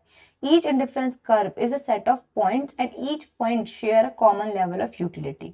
देखो यहाँ पे फिगर दे रखा होगा indifference map का, ये रखा देखो, हमने कहा था ना कि अगर हमें मल्टीपल इंडिफरेंस दे रखे होते हैं तो एक प्लॉट पे जब हम क्या करते हैं मल्टीपल इंडिफरेंस प्लॉट करते हैं इसको कहते हैं इंडिफरेंस मैप। इतनी सी बात वो कह रहा है। अब देखो higher the indifference curve higher utility, lower the indifference curve lower utility. आगे कह रहा है देखो, combination of good laying on indifference curve which are further from the origin are preferred to those on indifference curve which are closer to the origin.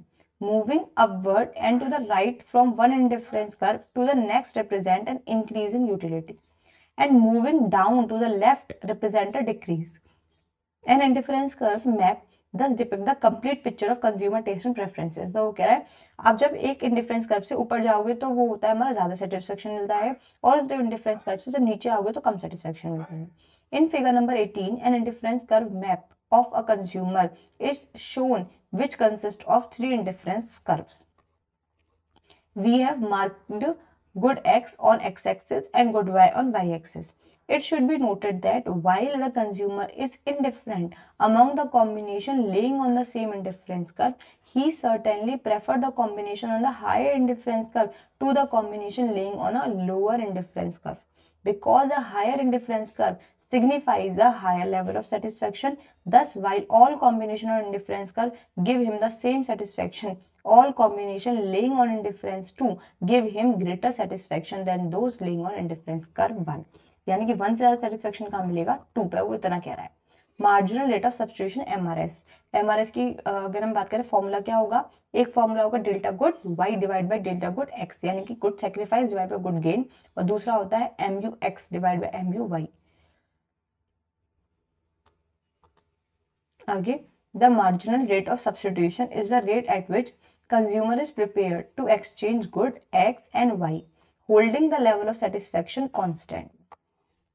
The marginal rate of substitution along any segment of an indifference curve refers to the maximum rate at which consumer would willingly exchange units of Y for unit of X.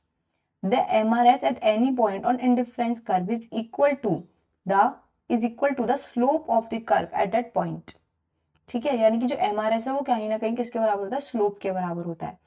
Slope के बराबर होता है when measure at a point, यानी कि MRS ही तो slope होता है। हमने बात की थी ना कि जो इंडिफरेंस कर्व है उसका स्लोप क्या होता है? MRS डिमिनिशिंग होता है, इसी वजह से जो इंडिफरेंस कर्व है वो कैसा होता है? Convex.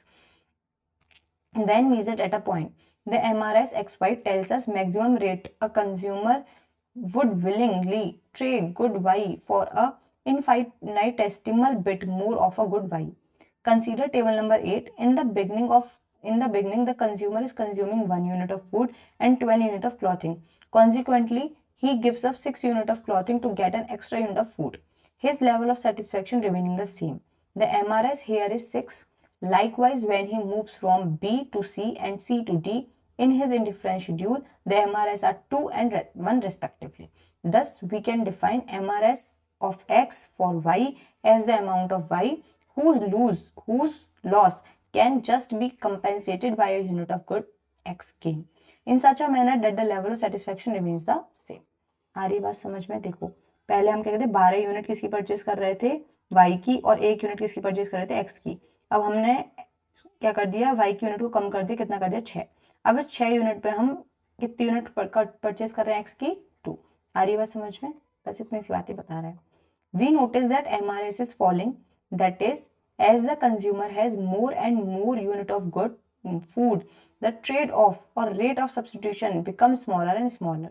That is, he prepared to give up less and less unit of clothing. When a consumer moves down his indifference curve, he gains utility from the consumption of additional unit of good X, but lost an equal amount of utility due to reduced consumption of Y. But at each step, the utility levels from which the consumer begins is different. At point A in figure 19, the consumer consumes only a small quantity of food and therefore his marginal utility of the food at that point is high. At A, then an additional unit of food adds a lot to his total utility. But at A, he already consumes a larger quantity of clothing. His marginal utility of clothing at that point is low. This means that it takes a large reduction in the quantity of clothing consumed to counterbalance the increased utility he gets from the extra units of the food. On the contrary, consider point number C. We find that the consumer consumes a much larger quantity of food and a much smaller quantity of clothing than at point A. This means that an additional unit of food adds only lesser utility and a unit clothing forego cost more utility. यानी कि हम कह रहे हैं additional unit जो हम food की ले रहे हैं उससे मिलने वाली यूटिलिटी अब कम है, किससे? जो हम क्लॉथ सेक्रीफाइस कर रहे हैं उससे। फिर उसके बाद वो क्या कह रहा है, देखो, moving down the indifference curve, reducing consumption of clothing and increasing food consumption will produce two opposing effects on consumers' total utility. Reduction in total utility due to reduced consumption of clothing and increase in total utility due to higher food consumption. In order to keep the level of satisfaction constant, these two effects must exactly cancel out as the consumer moves down in the indifference curve. The principle of diminishing marginal rate of substitution thus states that the more of good Y a person consumes in proportion to the good X, the less the Y or she is willing to substitute for another unit of the X. There are two reasons for this. The want for a particular good is satiable so that when a consumer has more of it, his intensity of want for it decreases. Thus, in our example, when the consumer has more unit of food, his intensity of desire for additional unit of food increases. Most goods are imperfect substitute of one another. MRS would remain constant if they could substitute one another perfectly. MRS कैसा रहेगा? Constant रहेगा अगर कोई person क्या करना चाहता है, उनको substitute करना चाहता है perfect, यानी perfect substitute है तो MRS कैसा रहेगा? Constant. और जब MRS constant रहेगा तो हमारा जो indifference कर्व है वो कैसा हो जाएगा? Straight line हो जाएगा. ठीक है, इतनी सी बात वो कह रहा है. We know that along the indifference curve, change in total utility due to lower clothing consumption, change in total क्या कह रहा है, change in total utility due to change in clothing consumption equals to MUC. MUC का मतलब clothing के marginal utility में change multiply by delta QC. change in food में क्या होगा? MUF multiply by QF. तो देखो इसने क्या क्या रखा है नीचे, इसने फॉर्मूला बना रखा है delta QC divide by delta F equals to minus का MUF डिवाइड बाई MUC. हमें इतना सब कुछ डेरिवेशन वगैरह याद करने की कोई जरूरत नहीं है. हमने डायरेक्टली इसको समझा था कि MUX divide by MUY. Y का मतलब जो गुड सेक्रीफाइस कर रहे हैं, X का मतलब जो गुड गेन कर रहे हैं. तो जो गुड गेन कर रहे हैं उससे मिलने वाला मार्जिनल यूटिलिटी हमेशा कम होगा जो गुड हम सेक्रीफाइस कर रहे हैं उससे. फिर उसके बाद प्रॉपर्टीज आ जाती है इंडिफरेंस कर्व की. इंडिफरेंस कर्व कैसा होता है? स्लोप्स होता है डाउनवर्ड. ठीक है, डाउनवर्ड स्लोपिंग होता है. उसके बाद वो कह रहा है कि कंज्यूमर इंडिफरेंस कर्व कैसा होगा? Always convex to the origin होगा. ठीक है, ये सारी चीजें अभी हमें रीड करनी है. ठीक है, तो ये वाली सारी चीजें अभी भी हमें क्या करनी है? रीड करनी है. ठीक है, कहाँ आते हैं हम वापस से रीडिंग पे आते हैं. Properties of the indifference curve. Indifference curve slopes downward to the right. This property implies that the two commodities can be substituted for each other, and when the amount of one good in the combination is increased, the amount of other goods is reduced. This is essential if the level of satisfaction is to remain the same on an indifference curve. Indifference curves are always convex to the origin.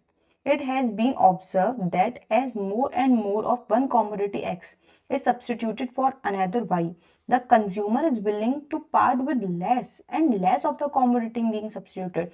यानी कि अगर मुझे Y के बदले में X चाहिए तो मैं Y से पार्ट होना कम चाहूंगी. This is called diminishing marginal rate of substitution. This is our example of food and clothing. As the consumer has more and more unit of good, he is prepared to forego less and less unit of clothing. This happens mainly because of the want for a particular goods is satiable, and as a person has more and more of a good, his intensity of want for that good goes on diminishing.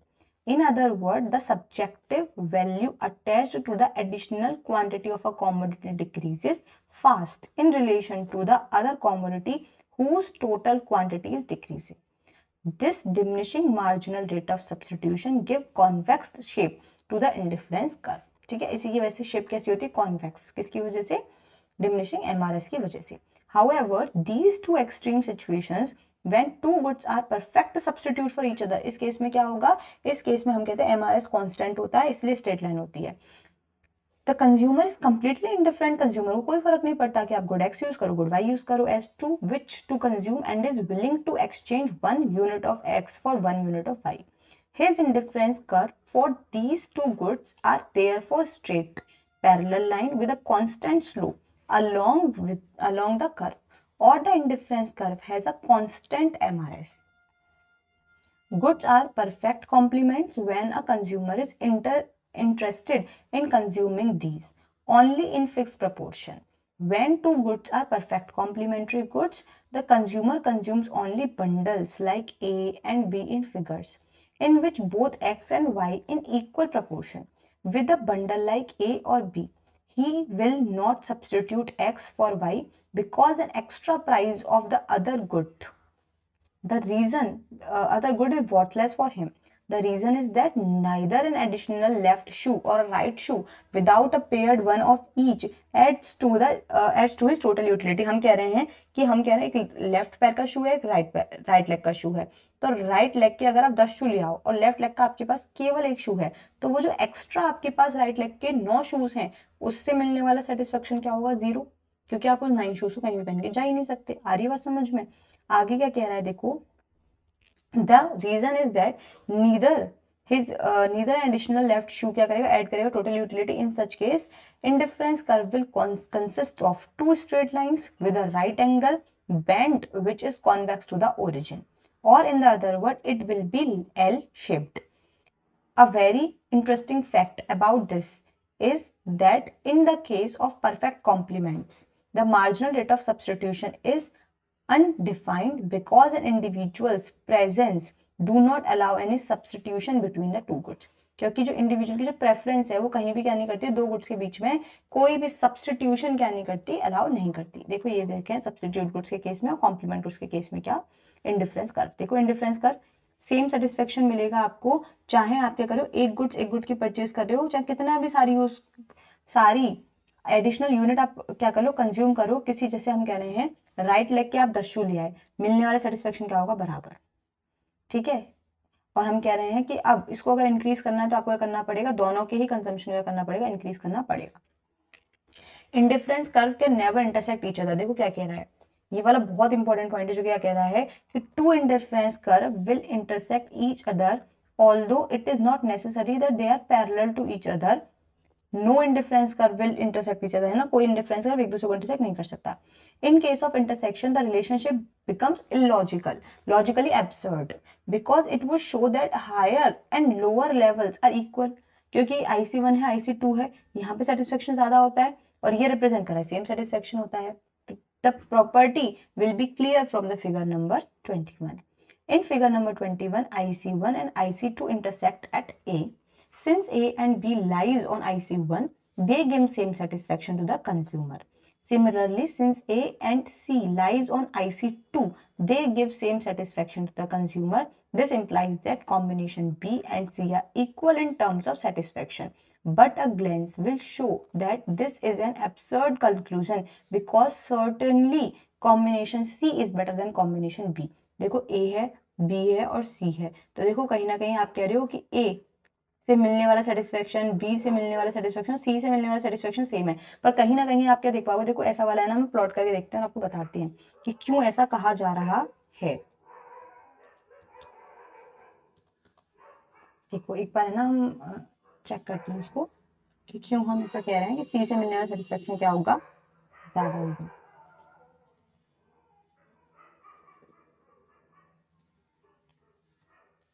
देखो समझने की कोशिश करो. यहाँ पे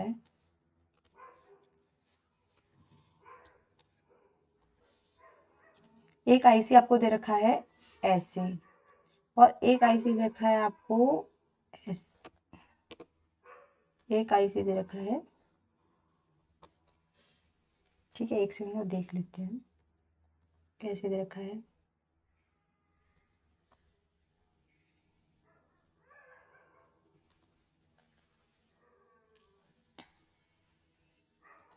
ठीक है. एक तो पॉइंट ये दे रखा है A, एक तो पॉइंट दे रखा है A, एक पॉइंट ये दे रखा है B, ठीक है, और एक पॉइंट ये दे रखा है C. अब देखो हम कह रहे हैं ये है IC1, ये है IC2. ये कह रहा है क्या मिलेगा? सेम सेटिस्फेक्शन मिलेगा दोनों भी IC पे. कैसे हो सकता है ऐसा? देखो A वाले पॉइंट पे आप इतनी यूनिट क्या कर रहे हो? कंज्यूम कर रहे हो गुड X की, इतनी गुड Y की, मतलब good Y good X. Suppose that ये है 5 यूनिट्स और ये है 2 यूनिट. B वाले पॉइंट पे आप क्या कर रहे हो? गुड Y के कम यूनिट परचेज कर रहे, कंज्यूम कर रहे हो, गुड X की ज्यादा. जैसे सपोज दैट ये है 2 और ये हो जाएगा 3. पर C वाले पॉइंट पे देखो, C वाले पॉइंट पे आप गुड वाई की भी ज्यादा यूनिट कंज्यूम कर रहे हो, गुड एक्स की भी।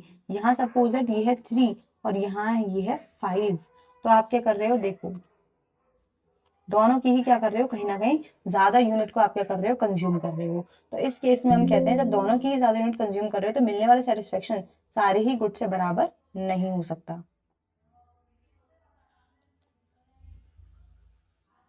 देखो हम कह रहे हैं ना दोनों भी गुड से मिलने वाला सेटिस्फेक्शन इसमें बराबर नहीं हो सकता। आगे क्या कह रहा है, देखो C is better combination than B because it contains more unit of commodity X and Y. Thus we see that no two indifference curve can touch or cut each other. A higher indifference curve represent a higher level of satisfaction than a lower indifference curve. क्यों? क्योंकि higher indifference curve में जो combination होगा वो भी ज्यादा होगा कहीं ना कहीं कुछ का। This is because combination laying on a higher indifference curve contain more either one or both the goods. More goods are preferred to less of them. आगे कहता है indifference curve will not touch either axis. कोई भी axis को indifference curve क्या नहीं करता, cut नहीं करता, क्योंकि अगर किसी भी एक्सिस को इंडिफरेंस कर्व ने कट किया तो यानी कि वही वाला गुड्स क्या हो जाएगा, जीरो। और हम कहते हैं indifference curve is a combination of the two goods, जिसमें से भी दोनों भी गुड्स में से कोई भी गुड जीरो नहीं होना चाहिए। Another characteristic feature of the indifference curve is that it will not touch the x-axis or y-axis. This is born out of our assumption that the consumer is considering different combination of two commodities.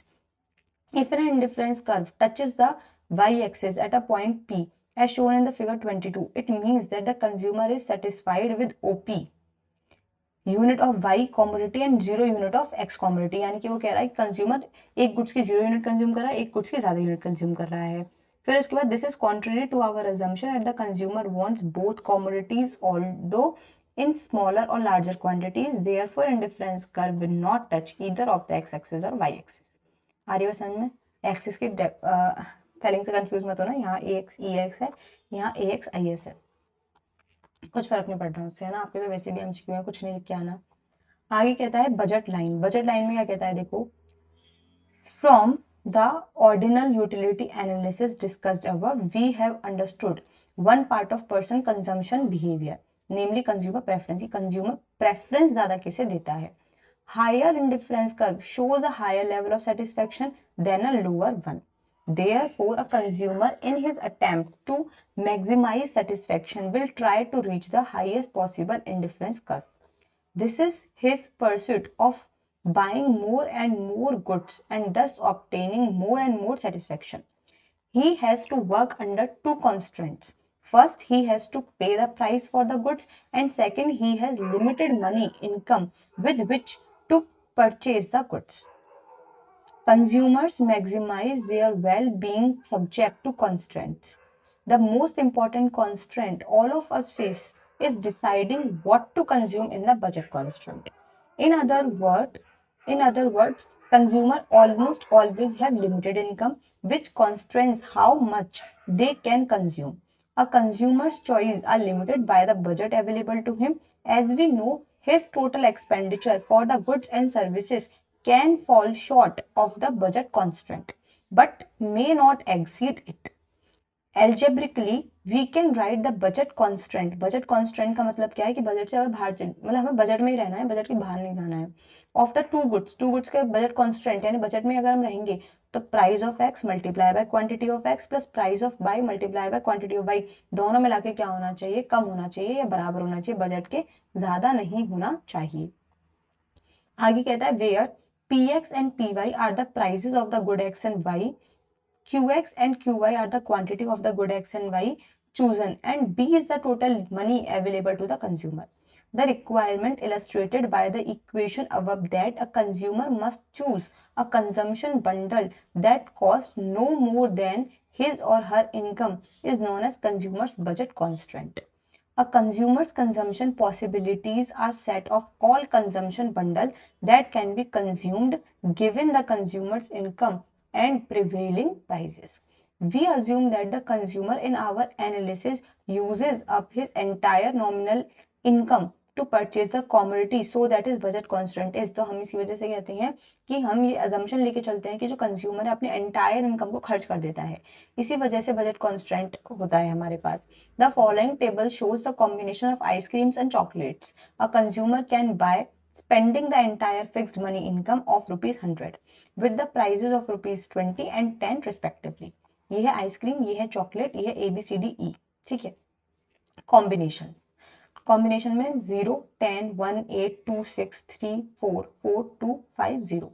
The budget constraint can be explained by the budget line or price line.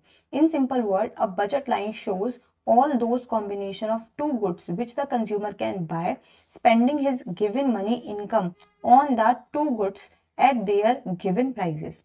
All those combinations which are within the reach of the consumer. ये सारे ही points कैसे with in the reach of the consumer है, जितना consumer खर्च कर सकता है उतने ही पॉइंट्स पे हैं, ठीक है। ये आ गया हमारा, ठीक है, budget line. It should be noted that any point outside the given price line says H will beyond the reach of the consumer. कोई भी पॉइंट अगर हम इस बजट लाइन के बाहर लेंगे, जैसे ये H लिया है तो ये क्या हो गया, out of the budget. K लिया है अंडर द बजट, और इस पे जो पॉइंट लिया है वो क्या हो गया, on the budget. And any combination laying within the line say K shows the underspending by a consumer. The slope of the budget line is determined by the relative price of two goods. It is equal to the price ratio of the two goods, that is Px divided by Py. That is, it measures the rate at which the consumer can trade one goods for another. एक goods के बदले दूसरा goods कितना खरीद सकता है, एक goods के पैसे में। ये बात करता है मार्जिनल रेट ऑफ एक्सचेंज, यानी कि Px divided by Py. The budget line will shift when there is a, budget line shift कब होगी, जब किसी भी गुड्स के प्राइस में चेंज आएगा, हमारी इनकम के प्राइस में चेंज आएगा, नॉमिनल इनकम में चेंज आएगा, ठीक है। A change in the price of one और both product with the nominal income of the buyer remaining the same. Change in the level of nominal income और consumer relative price of the two goods remaining the same. यानी केवल और केवल या तो income change हो जाए, या तो उस गुड्स के केवल और केवल प्राइस चेंज हो जाए, या तो प्राइस और इनकम दोनों चेंज हो जाए। Consumer equilibrium. Having explained indifference curve in budget line, we are in a position to explain how a consumer reaches equilibrium position by choosing his optimal consumption bundle. Given the constraint, a consumer is in equilibrium when he is deriving maximum possible satisfaction from the goods and therefore is in no position to rearrange his purchase of the goods. We assume that the consumer has a given indifference map which shows his scale of preference for various combination of the two goods X and Y. He has fixed money income which he has to spend wholly on the good X and Y. Prices of the good X and Y are given, are they fixed? जो price होते हैं good x और good Y के जो दे रखे हैं वो कैसे दे रखे हैं, फिक्स दे रखे हैं। ऐसा वो क्या कर रहा है, अज्यूम कर रहे हैं। ऑल गुड्स आर होमोजीनियस और डिविजिबल, हर गुड्स कैसा है, होमोजीनियस है, एक जैसा, और डिविजिबल है, ऐसे हमने बात की थी स्टार्टिंग में इस यूनिट के। The consumer act rationally and maximise satisfaction, साथ साथ में जो कंज्यूमर है वो रेशनली एक्ट कर रहा है और कहीं ना कहीं अपने सेटिस्फेक्शन को मैक्सिमाइज करने की कोशिश कर रहा है। To show which combination of two goods X and Y consumer will buy to be in equilibrium, we bring his indifference map and budget line together. हमने indifference map और budget line को एक साथ रख दिया। अब देखो ये पॉइंट नंबर Q दिखाई दे रहा है, ये इंडिफरेंस कर्व कौन सा है, इंडिफरेंस कर्व है 3। तो इस वाले केस में कंज्यूमर कैसा होगा, इक्विलिब्रियम में। इन IC2 और IC1 के केस में कंज्यूमर इक्विलिब्रियम में नहीं होगा क्योंकि सेम सेटिस्फेक्शन वो अंडर बजट ले सकता है, और बाकी IC4 और 5 तो आउट ऑफ द बजट है। आगे क्या कह रहा है देखो, we know by now that the indifference map depicts the consumer preference scale between various combination of two goods and the budget line shows various combination which can afford to buy with his given money income and price of the two goods. Consider figure number 24 in which IC 1, 2, 3, 4 and 5 are shown together with the budget line PL for the good X and good Y. Every combination on the budget line PL cost the same. Thus, combination R, S, Q, T and H cost the same to the consumer. The consumer's aim is to maximize his satisfaction, and for this, he will try to reach the highest indifference curve. Since there is a budget constraint, he will be forced to remain on the given budget line. That is, he will have to choose combinations from among only those which lie on the given price line. Which combination will our hypothetical consumer choose? A consumer optimal choice should satisfy two criteria. It will be on the point on the budget line and it will lie on the highest indifference curve. आ रही है बात समझ में? देखो जैसे हम कह रहे हैं सेम बजट लाइन में पॉइंट फॉल होना चाहिए, ये भी पॉइंट फॉल हो रहा है, ये भी पॉइंट फॉल हो रहा है, ये भी पॉइंट फॉल हो रहा है। ठीक है, पर इनमें से हायर इंडिफरेंस कर्व कौन सा है, ये वाला IC3, तो मैक्सिमम सेटिस्फेक्शन कौन सा होगा, IC3। ऐसे भी समझ सकते हो इसको। The consumer can arrive this choice moving down his budget line starting from the point R. While doing this, we will pass through a variety indifference curve. To make the diagram simple, we have draw only a few. Suppose he choose R. We see that R lies on a lower indifference curve IC1 when he can very well afford S, Q or T lying on indifference curves similar is the case for other combination on IC1 like H. Again, suppose he choose combination S lying on indifference curve 2. But here again we see that the consumer can still reach a higher level of satisfaction remaining within his budget constraint. That is, he can afford to have combination Q laying on IC3 because it lies on his budget line. Now what he chooses combination Q, we find that this is the best choice because this combination lies not only on his budget line but also put him on the highest possible indifference curve, that is IC3. The consumer can very well wish to reach IC4 or IC5, but these indifference curves are beyond his reach given his money income. Thus, the consumer will be at equilibrium at point Q on IC3. What do we notice that point Q? We notice that at this point, his budget line PL is tangent to the indifference curve IC3. In this equilibrium position, the consumer will buy OM of the X and ON of the Y. At the tangency point Q, the slopes of the price line PL and indifference curve IC3 are equal. The slope of the indifference curve and marginal rate of substitution, देखो slope और marginal rate of substitution के बारे में बात कर रखी है, PX divide by PY लिख लो, MUX divide by MUY। MRS ये हो गया हमारा। देखो फिर उसके बाद थोड़ा सा और देखते हैं, कहाँ गया हमारा, देखो thus we can say that the consumer is in equilibrium position when the price line is tangent to the indifference curve or when the marginal rate of substitution of good X and Y is equal to the ratio between the price of the two goods. We have seen that the consumer attains equilibrium at the point where the budget line is tangent to the indifference curve. And in fact, the slope of indifference curve points to the rate at which the consumer is willing to give up good Y or for good X. The slope of the budget line tells us the rate at which the consumer is actually able to trade good X and good Y.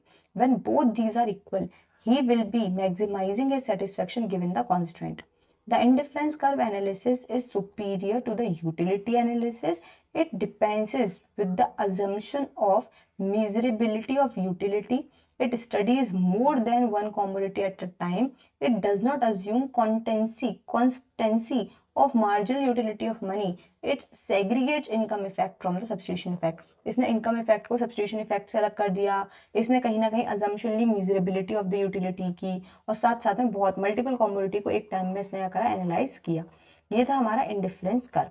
साथ साथ में अभी इसमें क्या रह गए हैं हमारे, थोड़ी सी तो दो चार बातें और रह गई जो कि हमें अभी इसमें करनी है। ठीक है, अभी दो चार बातों को और करके फिर उसके बाद हम क्या करेंगे, इस वीडियो को एंड करेंगे।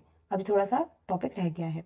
ठीक है, तो देखिए अभी लगभग कंज्यूमर बिहेवियर वाली यूनिट का लगभग सारा कंटेंट हो चुका है कंप्लीट, पर एक दो क्वेश्चंस हैं जो कि हम डिस्कस करेंगे। उसके बाद इस लेक्चर को क्या करते हैं, हम वाइंड अप करते हैं, क्योंकि इसकी क्या होगी, ज़्यादा से ज़्यादा समरी वगैरह सब कुछ खत्म हो चुका है।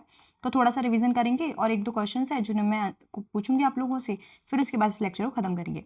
देखो फर्स्ट क्वेश्चन जो मुझे आप लोगों से पूछना है, एक सेकेंड, फर्स्ट क्वेश्चन अगर मुझे आप लोगों से पूछना है तो फर्स्ट क्वेश्चन है, ठीक है। अब वो फर्स्ट क्वेश्चन क्या है समझने की कोशिश कीजिए। एक होता है हमारा MRS, ठीक है, MRS क्या होता है हमारा, MUX डिवाइड बाय MUY, ठीक है। अगर हम कहते हैं कि हमारा ये जो MRS है वो अगर PX डिवाइड बाय PY से ज़्यादा है, अगर हम कहते हैं, अगर ये क्वेश्चन आता है कि MRS अगर ज़्यादा है PX अपॉन PY से, ये PX अपॉन PY क्या है, मार्केट रेट ऑफ एक्सचेंज। अगर MRS ज़्यादा होता है PX अपॉन PY से, तो इस केस में हम क्या करते हैं, जो गुड X है, जो गुड X है उसके कंजम्पशन को इंक्रीज कर देते हैं। क्या कर देते हैं, गुड X के कंजम्पशन को हम इंक्रीज कर देते हैं। आ रही है बात समझ में? पहला क्वेश्चन ये जो कि आप लोगों को पता होना चाहिए। अब आपको कैसे दिमाग लगाने समझने की कोशिश कीजिए। जो MRS होता है ना वो डिक्रीजिंग होता है। MRS डिक्रीजिंग होता है यानी कि हम क्या करना चाह रहे हैं, गुड एक्स का कंजम्पशन इंक्रीज तो कर रहे हैं पर हम क्या करना चाह रहे हैं, कहीं ना कहीं सब्सटीट्यूट कम करना चाह रहे हैं ना।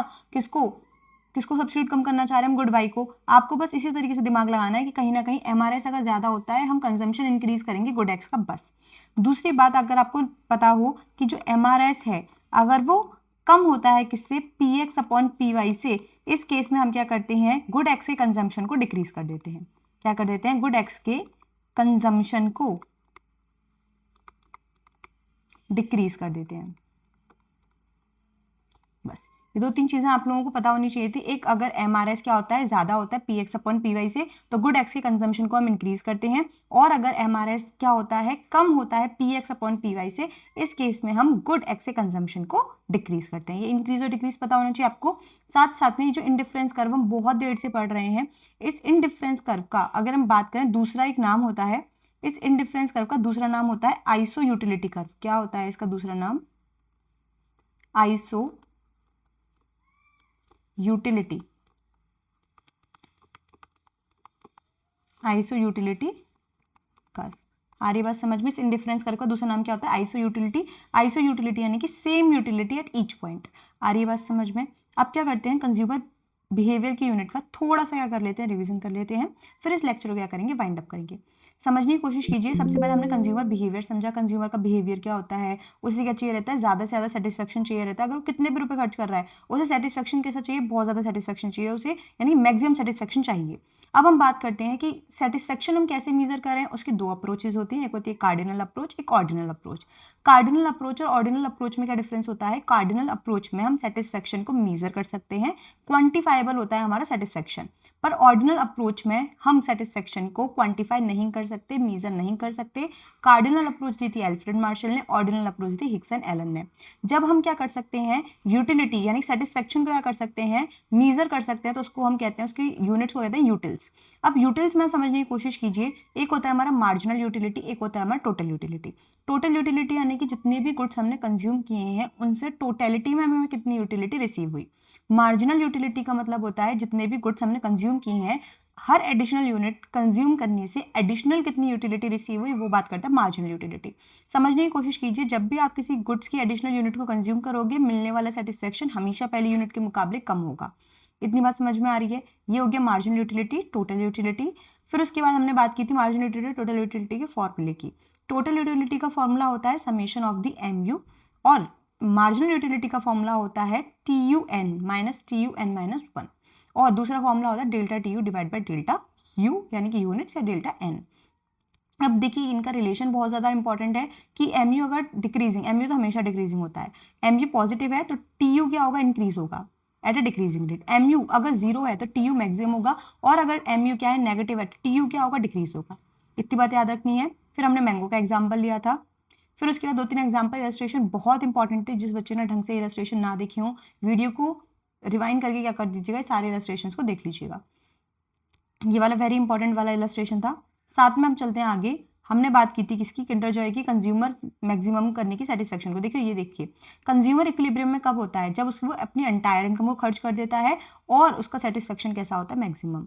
अब ये डिपेंड करता है कि वो कंज्यूम कर रहा है सिंगल कॉमोडिटी या टू कॉमोडिटी। अगर सिंगल कॉमोडिटी कंज्यूम कर रहा है तो जितने रुपए वो खर्च कर रहा है उतने ही रुपए वो पे करने की उसको विलिंगनेस होनी चाहिए, यानी कि उसकी जो MU है वो बराबर होनी चाहिए P के, यानी कि उसकी MUX बराबर होनी चाहिए PX के। साथ साथ में हम कहते हैं कि अगर MUX ज्यादा है यानी कि उसकी willingness to pay for a good is ज्यादा than actual price of the good, तो वो क्या करेगा, अभी ज्यादा खर्चा करेगा, जब तक वो क्या नहीं पहुंचाता, इक्विलिब्रियम में नहीं पहुंचाता। आ रही बात समझ में?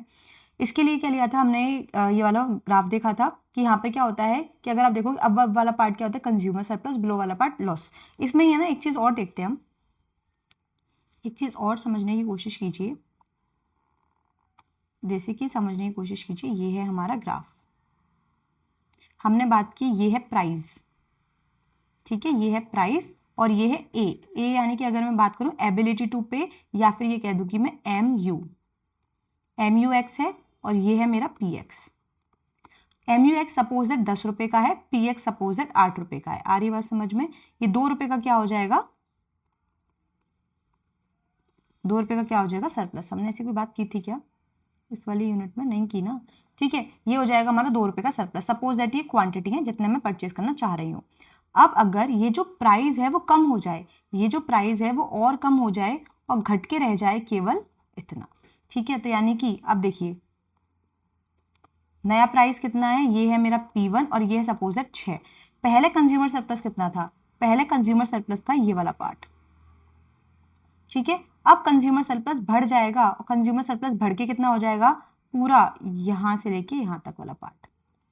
यानी कि अब मैं क्या करती हूँ, पॉइंट्स के नाम दे देती हूँ। ये है A, P, ये लिख लेते हैं हम इसको C और इसको लिख लेते हैं B, ठीक है।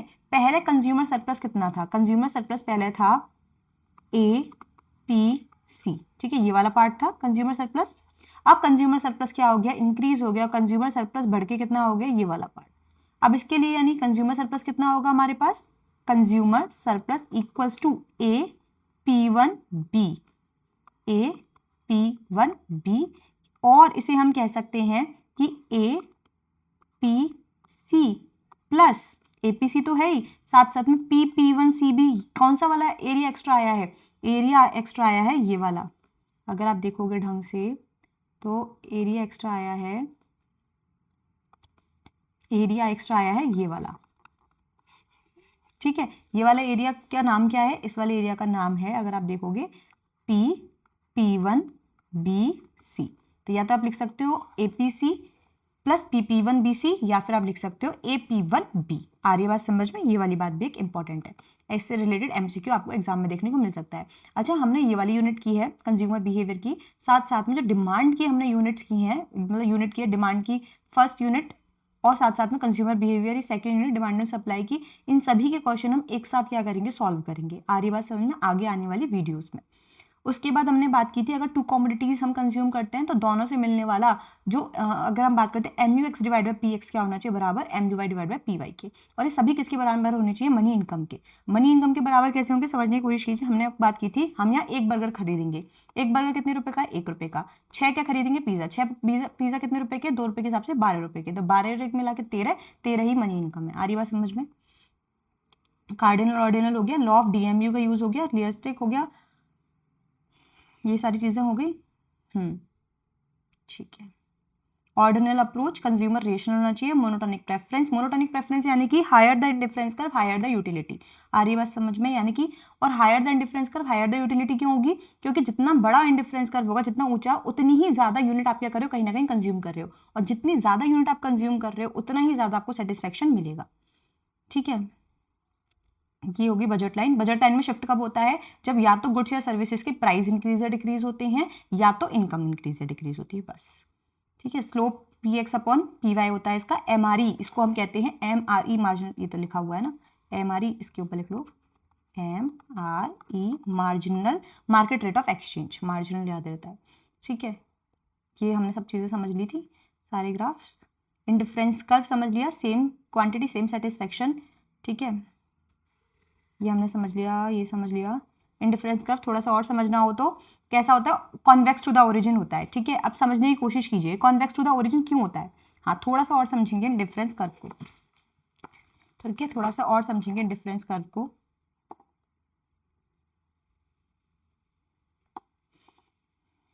देखो कैसे समझेंगे हम।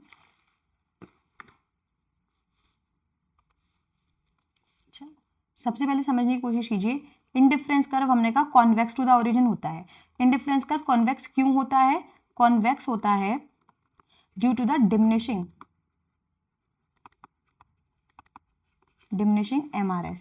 MRS डिमिनिशिंग है, इसी वजह से जो इंडिफरेंस कर्व है वो कैसा होता है, कॉन्वेक्स टू द ओरिजिन होता है। अगर हम बात करते हैं कि इंडिफरेंस कर्व कॉनकेव होता, कॉनकेव, अगर इंडिफरेंस कर्व को कॉनकेव होना था तो MRS कैसा होना चाहिए था, MRS होना चाहिए था इंक्रीजिंग। इतनी बात आपको याद रखनी है।